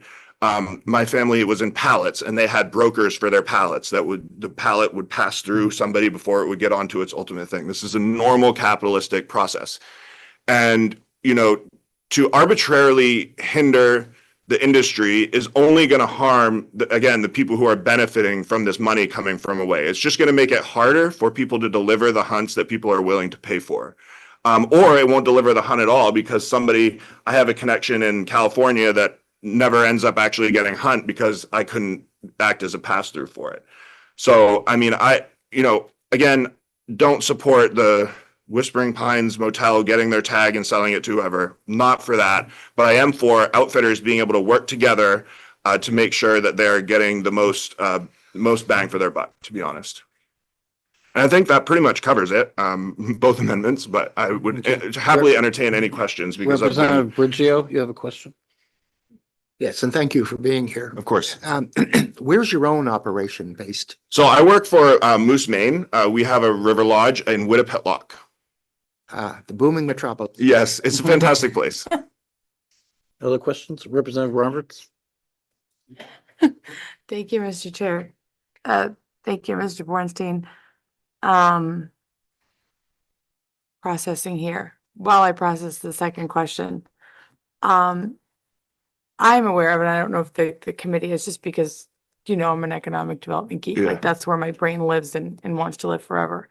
Explain to me the ones that you sold and how that benefited the economy generally and promoted. Or if you can just kind of lay that out, the scenario in which you sold that. Like the balance sheet of like who we pay, like more specifically? No, as far as you had mentioned something once about selling it to, was it a producer or something that wanted to? Okay, so like I'll give you an example for the one that we did this year. I sold the lodge. Well, the lodge tag gets one name on it, right? It gets sold to the hunter, right? But there is a brokerage who, an organization who is auctioning that off. And so they're auctioning it off to the hunter. So it's like a pass through. You see what I'm saying? The hunter is the only one that ever paid for it. They're the only one that ever got it, but it's in an auction, which is going to raise the organization money. And then they take their part and we take our part, and that's how that works. But it happens in many cases. Like there are many websites that offer hunting brokerage services where, they take a portion of what they sell, 10% or whatever of the hunt, and it's a pass through. Just the same way I play hockey. If you go to purehockey.com, it's a brokerage for Bauer CCM. It's the same thing. It's a very normal capitalist structure. Okay, thank you. So I guess broader question here. I think back to the crux of, there's a little something that we need to do administratively Yes. to make this so that, because there's like multiple issues here. They're all being conflated into like all the feelings, right? And I don't know. I know I've had conversations, and I don't know, like, if, key folks in this room have sat down and had conversations together. Like, maybe that might be easier at some point, because we are going to have to figure out how to make sure that, like, the first step of this in the application is easier for both the department and for the lodges. It may be beneficial, just throwing it out there, as already happened, for folks to sit down, or I agree. if I need to play referee, we can do that. But I mean, what have conversations been? Because like we're seeing night and day, and like this is. I think that I can't speak to any conversations that other folks have had. I've had conversations across the spectrum, and I think that everybody ultimately wants to see this program succeed. I think that the main point of conflict, or maybe not conflict, but friction with this program is that like the people who are not able to pay for these hunts like really don't like the program. And so like it's been this constant tug and pull, I think, for many people, the department, organizations, outfitters kind of taking this incoming from folks who think these tags should be in the regular lottery or whatever. And so it's created a lot of consternation and friction about it. And I think that everybody wants that to kind of, settle, and they want to try to find the key sort of algorithm with this program so that those folks will calm down. And I think that's like the ultimate goal, is that, everybody in the state is happy with this program. And I don't think that'll happen until everybody in the state really understands the economic benefit of like, this is bringing, I can't do math off the top of my head, especially now, but, $20,000 times what, 84? You know, it's an insane amount of money that I think if people really understood how many people that benefited, I think it wouldn't be as controversial. But, you know, I've had, you know, I will just say, like, my sincere suggestion and plea with the committee would be to use the committee amendment. The committee amendment, in my opinion, you know, the point, I said this at the beginning, the point was to clarify the program. The committee amendment essentially clarifies the program as is, other than the 3-year wait. So take that 3-year wait out, get rid of it. Pass the committee amendment, which basically solidifies how the program is currently running. And then maybe, you know, I know everybody hates this word, but like a stakeholder group to come up with these definitions. I know that the MFCA had 1737. You know, that's a good place to start, I think, as far as like what their definition was. I think that the challenge there would be porting over that language from Title 22 to Title 12, which you could easily do with a bill, and making sure that all of those points were enforceable for the department. I think that a stakeholder group with like that narrow focus of like defining a sporting camp would be a really good idea while passing the committee amendment so that everybody is clear on the current rules going forward. Other questions or comments? Seeing none, thank you, Mr. Thank you so Winston. much. Representative Mason, did you have anybody else that you wanted to bring forward? No, I think we got them all. Okay, Representative Wood, do you have anyone else? You guys, you rest your case? Okay, discussion by the committee regarding the direction that we want to take with the bill. Representative Brigio? Well, I mean, this is our chance before the next hunting season to do something. I don't like the idea of deferring action to further study or with all due respect to Mr. Bernstein, I don't think we need a stakeholders group to come up with some reasonable definition of what a sporting camp is. It's a little bit like the old law school thing about obscenity, right? Can't really define it, but I know it when I see it. I'm not sure I can define a sporting camp, but I grew up in Aroostook County and I probably have a pretty good idea of what a legitimate one looks like. So I think that we would do well to give some guidance to the department like they've asked for, and so that we don't get rid of the program, we don't hurt the program, but we allow our enforcement agencies the tool they need to sort out the rough edges on it. Okay, other comments or questions? Is there any motions? Representative Wood, you look like you're ready to speak again. I don't think we're ready to make a motion. We got too many irons in the fire. We need to settle out some, get some fine tuning before we make any motions. I think maybe get the Sportsman's Camp Association's letter that actually defines, so we can actually look at that. And well, it'd be helpful if parties had conversations. Is that what you're saying? Had conversations to further define the term sporting camp. I'm trying to identify. I know that there probably is not going to be agreement about the trading issue, but if we could at least get a definition agreement on the sporting camp thing, I think that might be helpful. And some discussion maybe on the deferment, the medical deferment issue. Yeah. Representative Brigio? Maybe to wrap it all up, bring either the colonel or the commissioner back up to see if they have any final thoughts to help us with where we go on this. Yep, we can, but I want to get the committee to comment first. Representative Thorne and then Representative Roberts.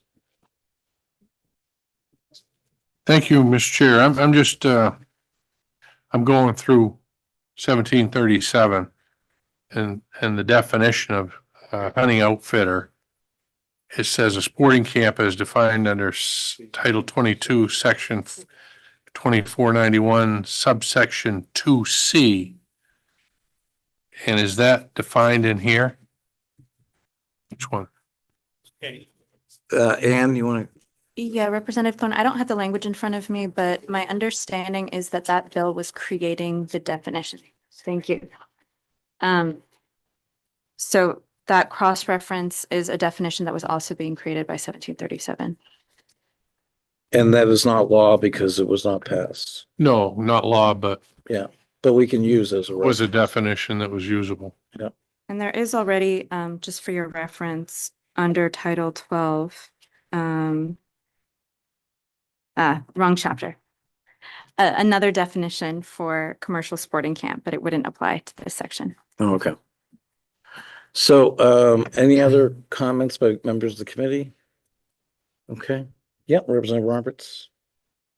Thank you, Mr. Chair. I agree with Representative Woodwell and everybody. Happy to, if the Senate Karen may want to work with me as we have done before, craft some simple language to put in this based on the definitions.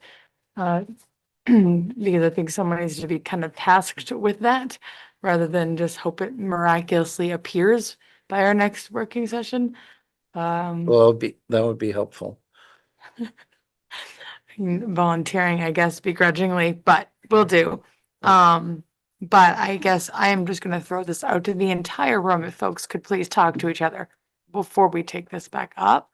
If the motion I'm thinking is comes, and that would be extremely helpful in us making decisions. Yep.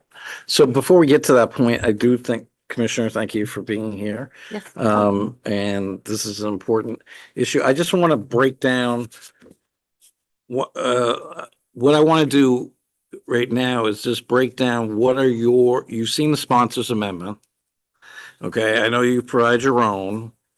And why don't you tell us what your largest objections are with the sponsors amendment?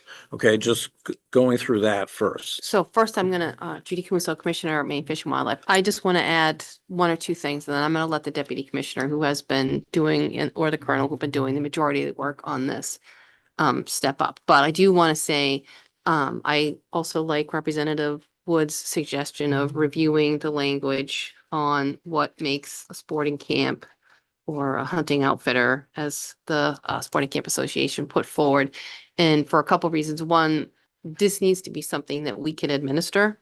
And if the department has the final say on what qualifies as a hunting outfitter, there will be an appeal process to that. And we need something that we can, with our attorney, that can hold up under law. So it can't be, I mean, though I know we all kind of know what a sporting camp looks like, it can't be, didn't feel like a sporting camp. We need clear guidelines on what that definition is going to be, so that when we get an appeal, we'll be able to validate and hold our, sort of defend the decision that the department made.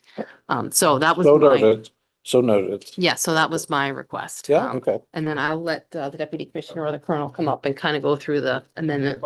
Yep, yep. Yeah, go ahead. I know we have a advisory board. Is that something perhaps within their purview that they could? I don't believe the Department's Advisory Council is the appropriate venue to come up with. This is a statutory issue. I think it should be done by this committee. Okay. Yeah. Thank you. Yep. Yep. Does the Deputy Commissioner or the Colonel want to come forward?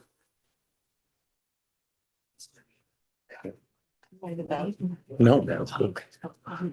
Deputy Commissioner, thank you for being here. My question is just, I want to hit the highlights of, we have the sponsors amendment. We have what the department would like. I just would like you to tell, I mean, I heard from the commissioner, but just with specificity, what are the parts of the sponsors amendment that you disagree with, I guess? Tim Peabody, Deputy Commissioner. Most disagreement is just our opinion versus what we'd like the committee to make a decision on. You mean in terms of the definition issue? Yeah, on the definition, right on the first page, I mean, what sticks out at me is dates. We don't do very well with dates. Okay. In the sponsors amendment, because every time we have a date, there's someone that's 2 days late or 3 days late, we end up arbitrating that particular issue. Okay. So, And then your issue with page 2. Want to go to page 2 for a second? Yep. Your issue with page 2 is that you need more specificity. Is that basically what we're saying in terms of this definition? yes. Which part of page 2 are you talking The about? sponsors amendment, the part that's Yeah, the in final determination piece. the department shall make, Final determination piece. Yeah. Yeah, this is very concerning to me because we like to have this, whether it's an affidavit with a checkbox, something that we set, whatever the standards are set here, that one person could look at that and make a decision whether they met it or not. Right, because you don't want some lawyer trying to take you guys to court over it, basically. Is that correct? We like, this is administrated in the licensing division by one person essentially. And we'd like to keep it that way. It comes upstairs to the commissioner's office if it doesn't go well down there. Right now, the one person, Katrina Audi O'Connor, does a fantastic job because very little comes up to the commissioner's office. So we'd like to see something that one person could look at. Yeah. And made sure that, yes, this person met the qualifications and move them along in the process. Gotcha. And then if they question something, then we'll answer those questions, but it needs to be very cut and dry. Right, and that's why we're going to look at that LD potentially as a definition reference that might be helpful. And then what are your other objections going through this to the sponsors amendment? So we have well, I mean, obviously you also want a ban on the transfer, right? The marketing of the swapping. The swapping, piece, yeah. Into the general lottery. Okay, what about the medical deferment? The medical deferment, our recommendation is that it's by the hunter. The hunter actually makes a request for the medical deferment, that the deferment is not made by the outfitter. If the hunter has the problem, then they can ask for a deferment to the next year, and that's very similar to the general lottery. Okay. That's what our request is. Yeah, no, Representative Dill? Thank you, Mr. Chair. I guess I'm confused there. So if I'm a hunter and I become ill, then I could appeal to the department and hopefully get a deferment. And you say that's okay? Yes. Okay.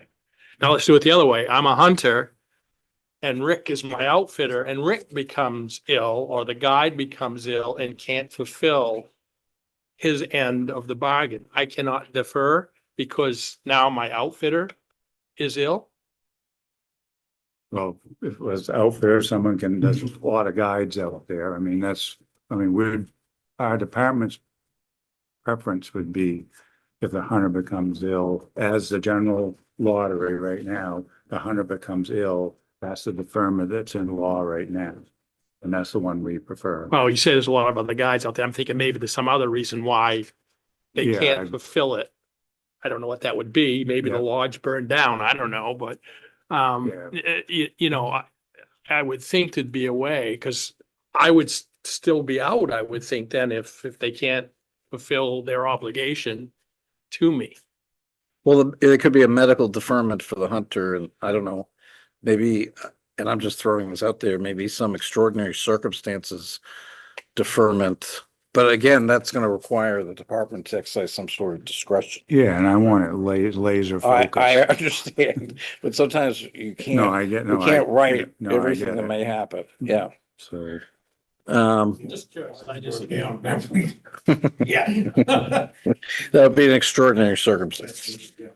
So I also wanted to, okay, so thank you. I know we've gone through this can you identify any other, I think it's important for us just to itemize the differences so we can focus on trying to develop a final product here.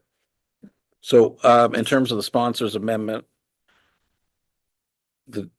what other differences? I think there's a difference on the 10% versus the 5% on page Okay, 6. Yeah, that, again, that is strictly getting at the point of leaving non-resident permits in all the zones.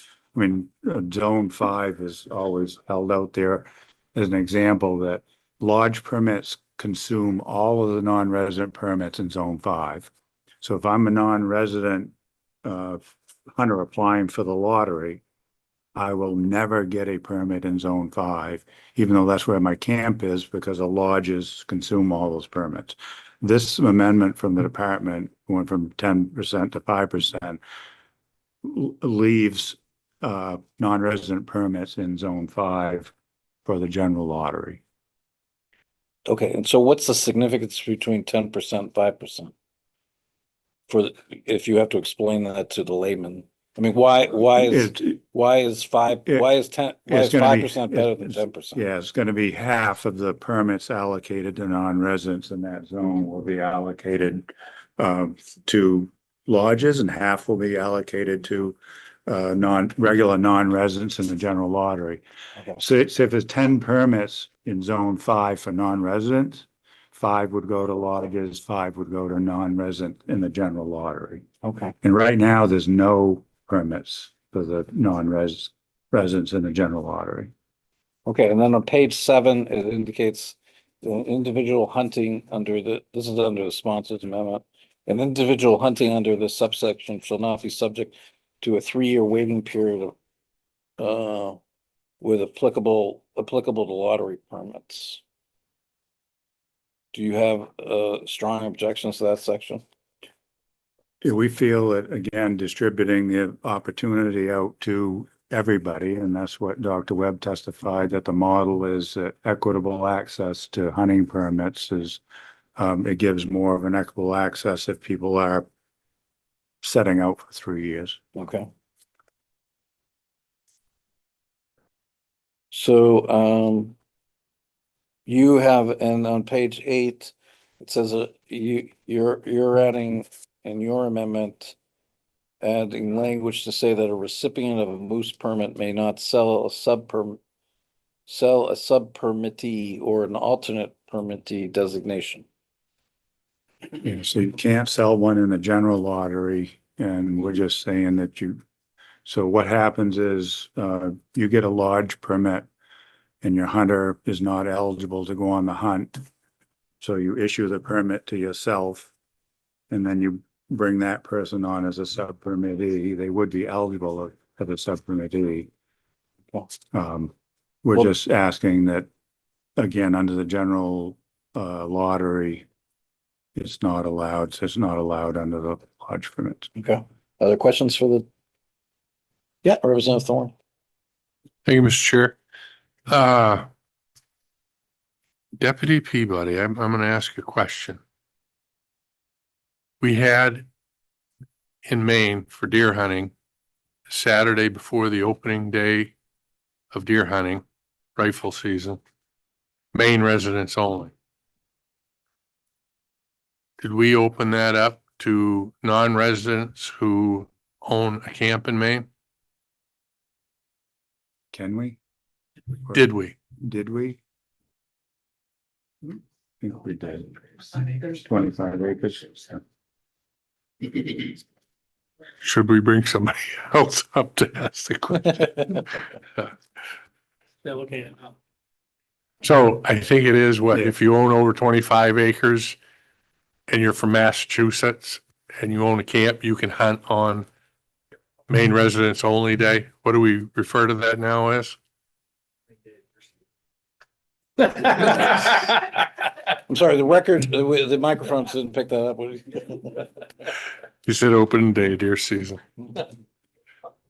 So I'm just floating that out there of if somebody fits into that category, if you said if you own a camp in zone 5, you'll never get. That's correct.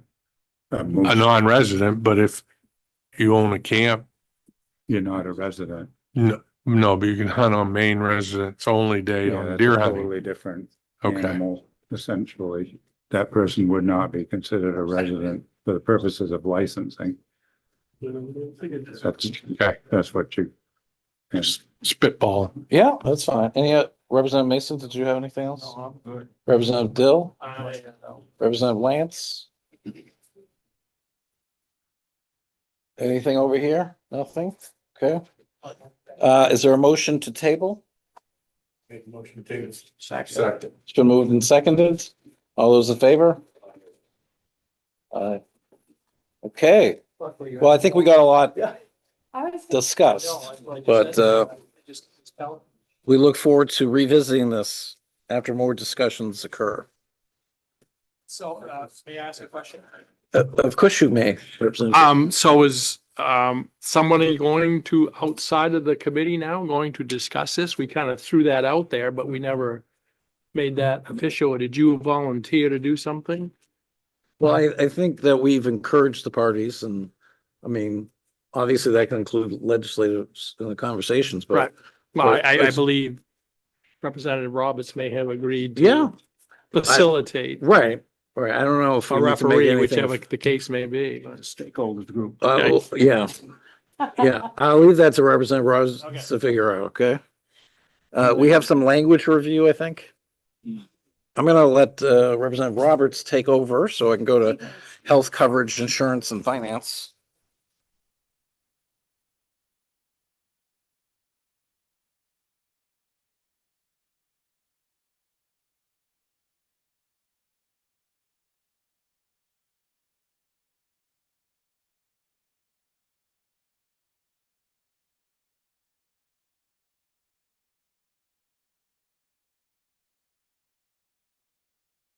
Okay, if folks can behave, I'm gonna stay on this mic. So I don't have to go. Let's, we'll do the final language reviews first, and those are, which ones again in front of us? We have 1343 is the first, 2055, and then the committee bill on non-water dependent floating structures. Can you just scoot the mic over to you there? Language review, as long as we're not taking an action on it. This is just if there's an issue, then we say hold off on it if we need to do something. But this is just the final pass through. So we have 3 final language reviews today. The first in front of you is LD 1343, an act to protect the right to harvest fish and wildlife. You conducted a preliminary language review on this bill on February 4th. There are no changes since that time. The vote sheet is attached. If members on this report are happy with the language, it's ready to be reported out. Give members 5 seconds to see if they have any issues. Everybody's still reading.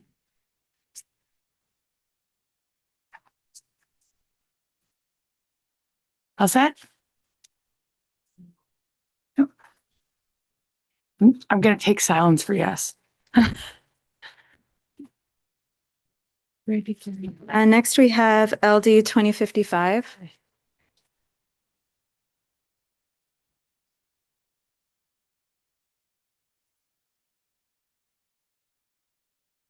This is the committee amendment to LD 2055, an act to amend or correct certain inland fisheries and wildlife laws. You conducted a preliminary language review on this bill on February 4th. The amendment clarifies language in the bill that prohibits a transferee who transfers a moose permit to a disabled veteran from obtaining another moose permit until the 4th calendar year after the issuance of the last permit. It also replaces the term fish eggs and fish spawn with gametes and certain provisions of the Maine revised statutes to clarify that the provisions apply to fish eggs and fish melts. And again, the vote sheet is on the back. This was a unanimous report. This was a unanimous vote, so if everyone could just take a peek. Give a couple seconds, minutes. Good to go? Yeah. Just wait for someone to say no. And what? You can, no, go I ahead. won't give Mr. Wild some hard time about it. All right. Yeah. And then finally, we have a committee bill that was reported out pursuant to the report back for Public Law 2025, Chapter 378. You heard this report back on February 2nd, and you took a vote at that time to report this straight to the floor because the changes are largely technical. I will read the summary to you. The bill is reported out, as I said, pursuant to Public Law 2025, Chapter 378. The bill makes changes to definitions related to the laws governing non-water dependent floating structures. It replaces the term internal waters, which is defined as waters under the exclusive jurisdiction of the state, with the terms water of the state, which is defined as all internal waters and all federal waters within the jurisdiction of the state. It replaces the term coastal waters with the term territorial waters. The bill also provides that in order for the owner of a homemade watercraft that is a houseboat or that is a non-water dependent floating structure capable of being used as a means of transportation on water to obtain a certificate of number from the commissioner, the homemade watercraft must meet all applicable operating visibility standards related to the field of vision from the helm position as recommended by the American Boat and Yacht Council or its successor organization. This was a unanimous report as well, and if you're happy with this, it will be reported straight to the floor. Okay. Okay, all set.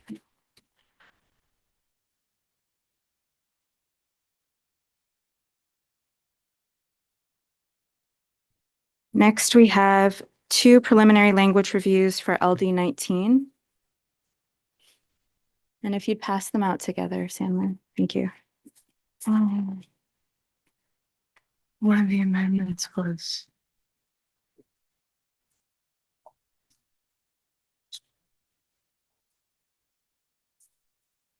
No, it is, I believe, the 2 languages is one of the reports. I'm just gonna. Oh, that's the wrong one. Read back this time. Give me the one to say that.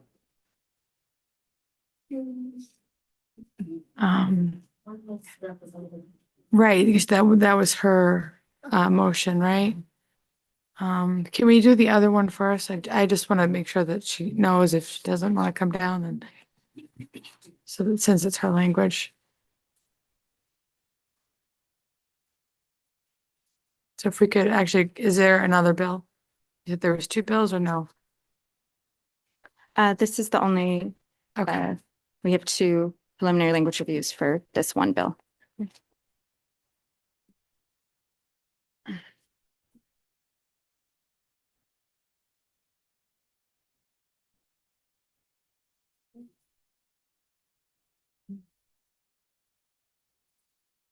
So both of these amendments are to LD 19, an act to change the definition of oversized ATV in the laws governing the registration of all-terrain vehicles. This was one of the committee's carryover bills, and you voted on this language on January 28th. This is just a preliminary language review. The amendment in front of you removes the emergency preamble and emergency clause from the original bill and increases the minimum weight of an oversized ATV from 2,000 pounds to 2,950 pounds rather than 2,500 pounds as in the original bill. Is that what you? And the vote sheet is attached. Okay. So that's what you thought it was gonna be, yeah? Okay.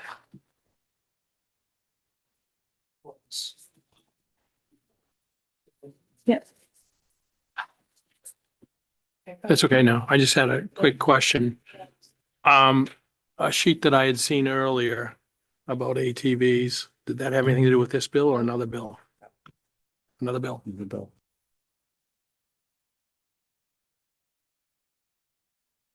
I'm just making sure. All right, so who's on this report here? This is This report is Senator Baldacci, Representative Roberts, Representative Lance, Representative Mason, Representative Thorne, Representative Wood, and Representative Woodson. okay. Oh, so this is the majority report, okay. Just getting my ducks in a row.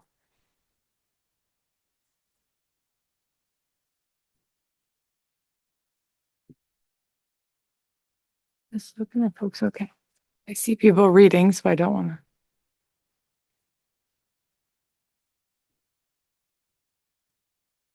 Are we all good? Yeah. I know, I just realized that.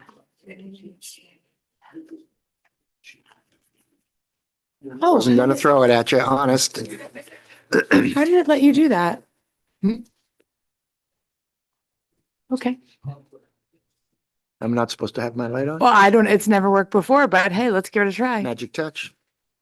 So just to review where we ended up on the vote on this. I'm looking at the tally sheet, Mm-hmm. not for the amendment. Well, I guess I am for Mason's amendment. Oh, I got it. Okay. This was. All right. And on the other one, the Clucci amendment, that failed. Correct. Right. Oh, we know it was for Sally. Okay. I'll let her know. Thank you. I'm sorry. I'm sorry, Sandlin. I meant, I should clarify. Can you tell Representative Clucci that we have her language review? Right committee, wrong legislator. Representative Bridget, were you all set? So yeah, so we have, this one is because we had a motion that failed and then, so this is the prevailing motion with the prevailing vote. We're good. Yep. Okay. If folks don't mind, we'll just wait a second just to give. What are we doing with this? This will be ready to go. This is preliminary? This is preliminary language review. If members on the report are happy with it, I'll send it to the revisor's office and bring it back when it's final. Final. Okay. Okay. So Representative Clucci can look at hers. She'll have one another time to look at hers. Okay. Right. Well, we'll move on from there then. Yeah. See her, she was walking in. Okay, and the other amendment is coming to you now, also to LD 19. There is a title change, an act to allow oversized all-terrain vehicle registration for individuals with a handicap sticker. And so this is the minority report, correct? Correct. The motion was Representative Clucci, seconded by Yep. Representative Briggio. And this amendment replaces the bill and changes the title. It Yep. establishes. She's on her way down. Okay, give a sec.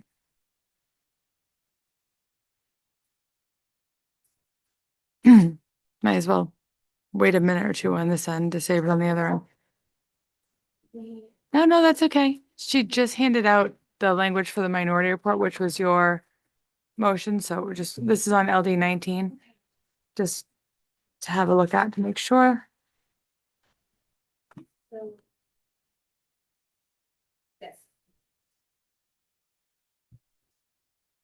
What?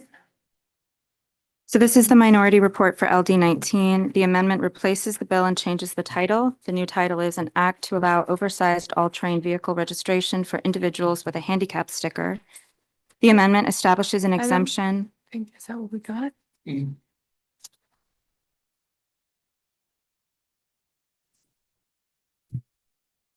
It should just be a single sheet of paper. Okay.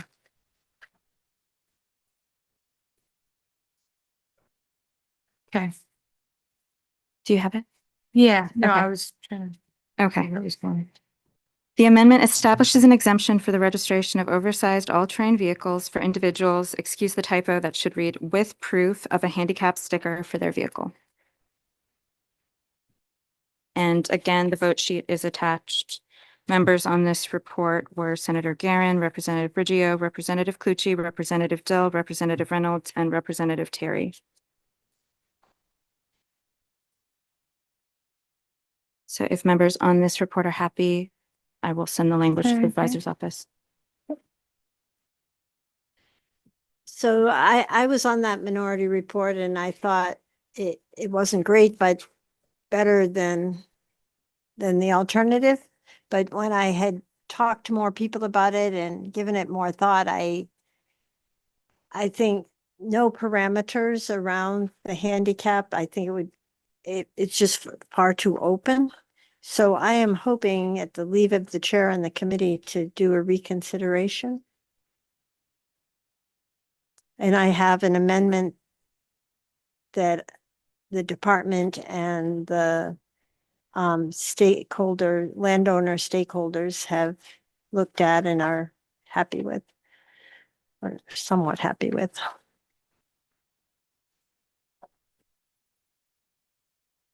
Thank you, Senator Karen. So, with you not being on the prevailing side and me presiding, I can do it. So, what I will say is if someone else on the majority report wanted to make sure that folks could be able to vote how they wanted, making sure that this is ready to go and that we are not going into work session or anything like that. It's just a change of vote. But I cannot do that from here, so I don't.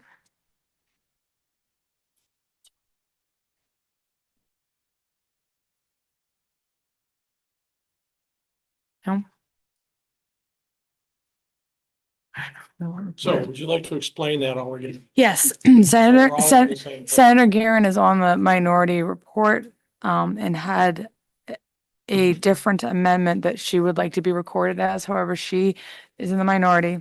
I am on the majority report. However, I cannot make any types of motions as You can't, present. but anybody else on the prevailing Correct, side, if correct. they want to be nice to.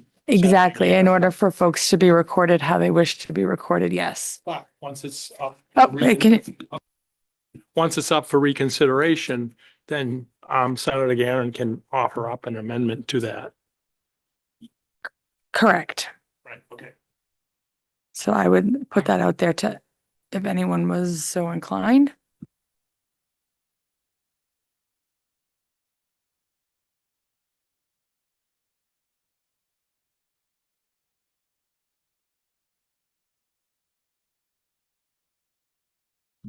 I would just put this out there for members that as chair, as I believe this is why Senator Guerin is having this, she knows that my preference is to always have members be able to be recorded on a vote that they will stand behind. I'm wondering if Representative Dill would like to take over the mic and chair and preside. Sure. All right. I am now presiding. So we are looking at LD 19, and we are discussing the new title to allow oversized all-terrain vehicle registration for individuals with a handicap sticker. And it appears that someone would like to reconsider the vote, and we have to have somebody on the prevalent side make a motion to reconsider. Representative Robert. Thank you, Representative Dill. Having voted on the prevailing side of LD 19, I move that we reconsider. There's a motion to reconsider. Is there a second? And it can be seconded by anybody. They do not have to be on the prevailing side. It's been moved and seconded. All in favor of reconsideration?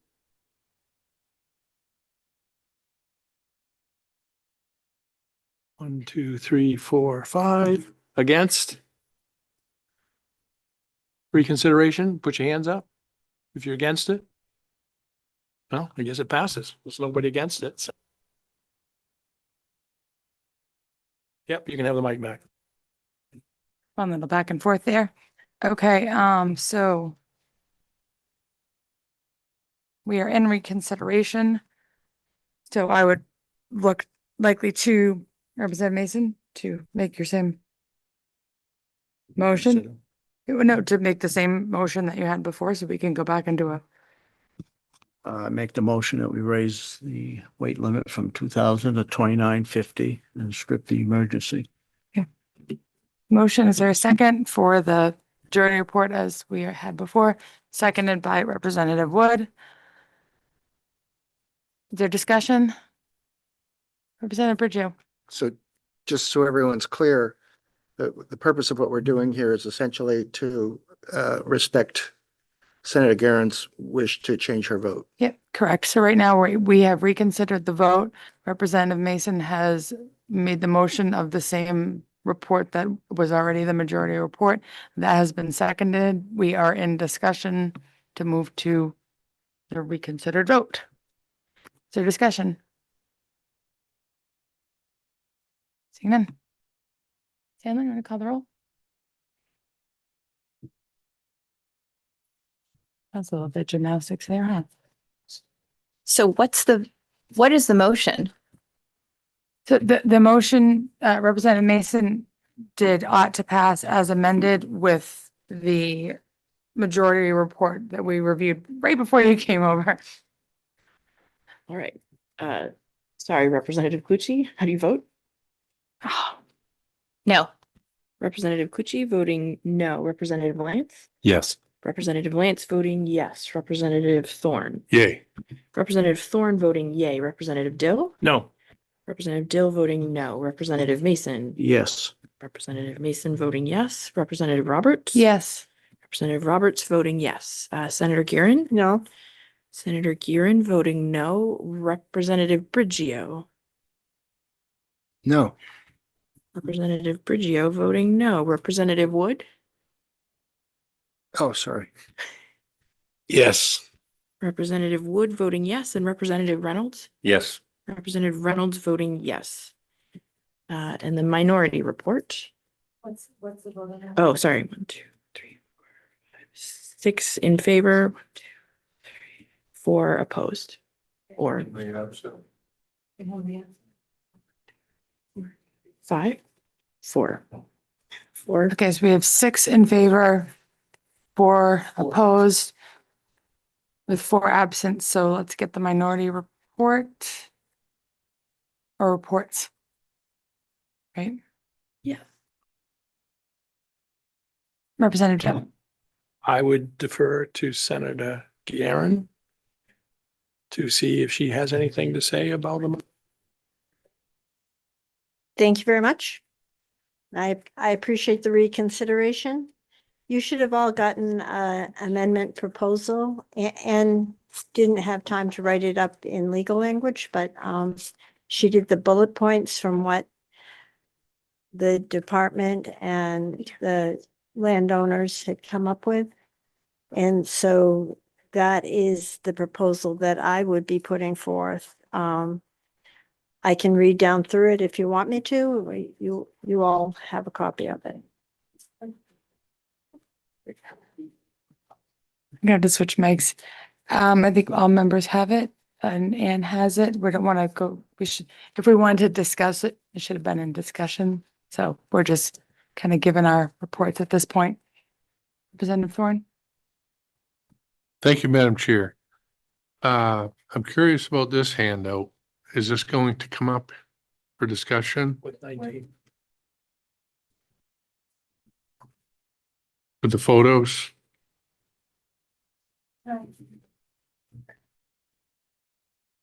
Okay, so Representative Thorne, we had a motion and then discussion and then there wasn't any discussion. And so we voted and there's a majority report, which is in front of us. And so now I just need the minority reports. We're not in discussion mode anymore. I just need the clerk and the analyst need the minority reports. Representative Clucci. Thank you. I'm going to stick with my original minority report, which we have right here. Okay, and so you have Senator Garen's and Representative Dill. I would like the minority report to be ought to pass as amended with this amendment from Senator Guerin. So you have 2 on that, and who else was it? And Senator Guerin, I assume, wants the Guerin report. Representative Bridgio? And Representative Bridgio. Yep. I'm with Representative Dill on that. still for the Gearin report. Yep. So you've got, we've got three on. that, Three and then- on yep. the Gearin Yep. report and one on the Clucci report. Right, and so now this will come back to us again for language Correct. with the new amendment. So I'll bring this as preliminary language and the others will come back as final language review. Okay. Thank you.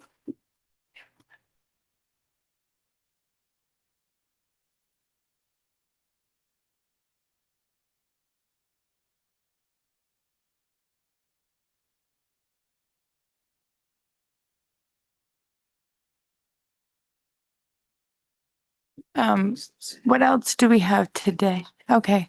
Um, as far as next week, do we anticipate, and I guess maybe I could just tell members to check their email or we can reach out. Do we anticipate that we will need to be meeting with AFA at any point or that we would have any of the report out bills back that we could schedule for public hearing next week? So the supplemental budget hearing will be Thursday, February 26th. Okay. So not next week. And I don't know what language we'll have back by next week. Okay, so as of right now, we don't have any work for next week. Potentially a second work session for LD 2054. Okay. Okay. All right, so folks, as far as next week, I guess, just stay tuned. Yeah, I have no idea how that is.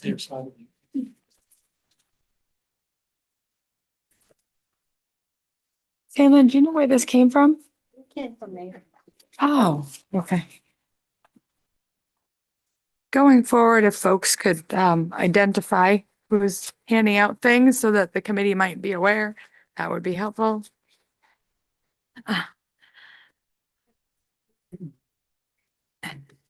Is it on an item?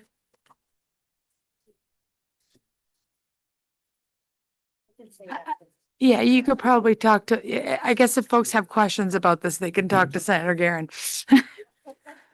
Okay, that is it for today. I will entertain a motion.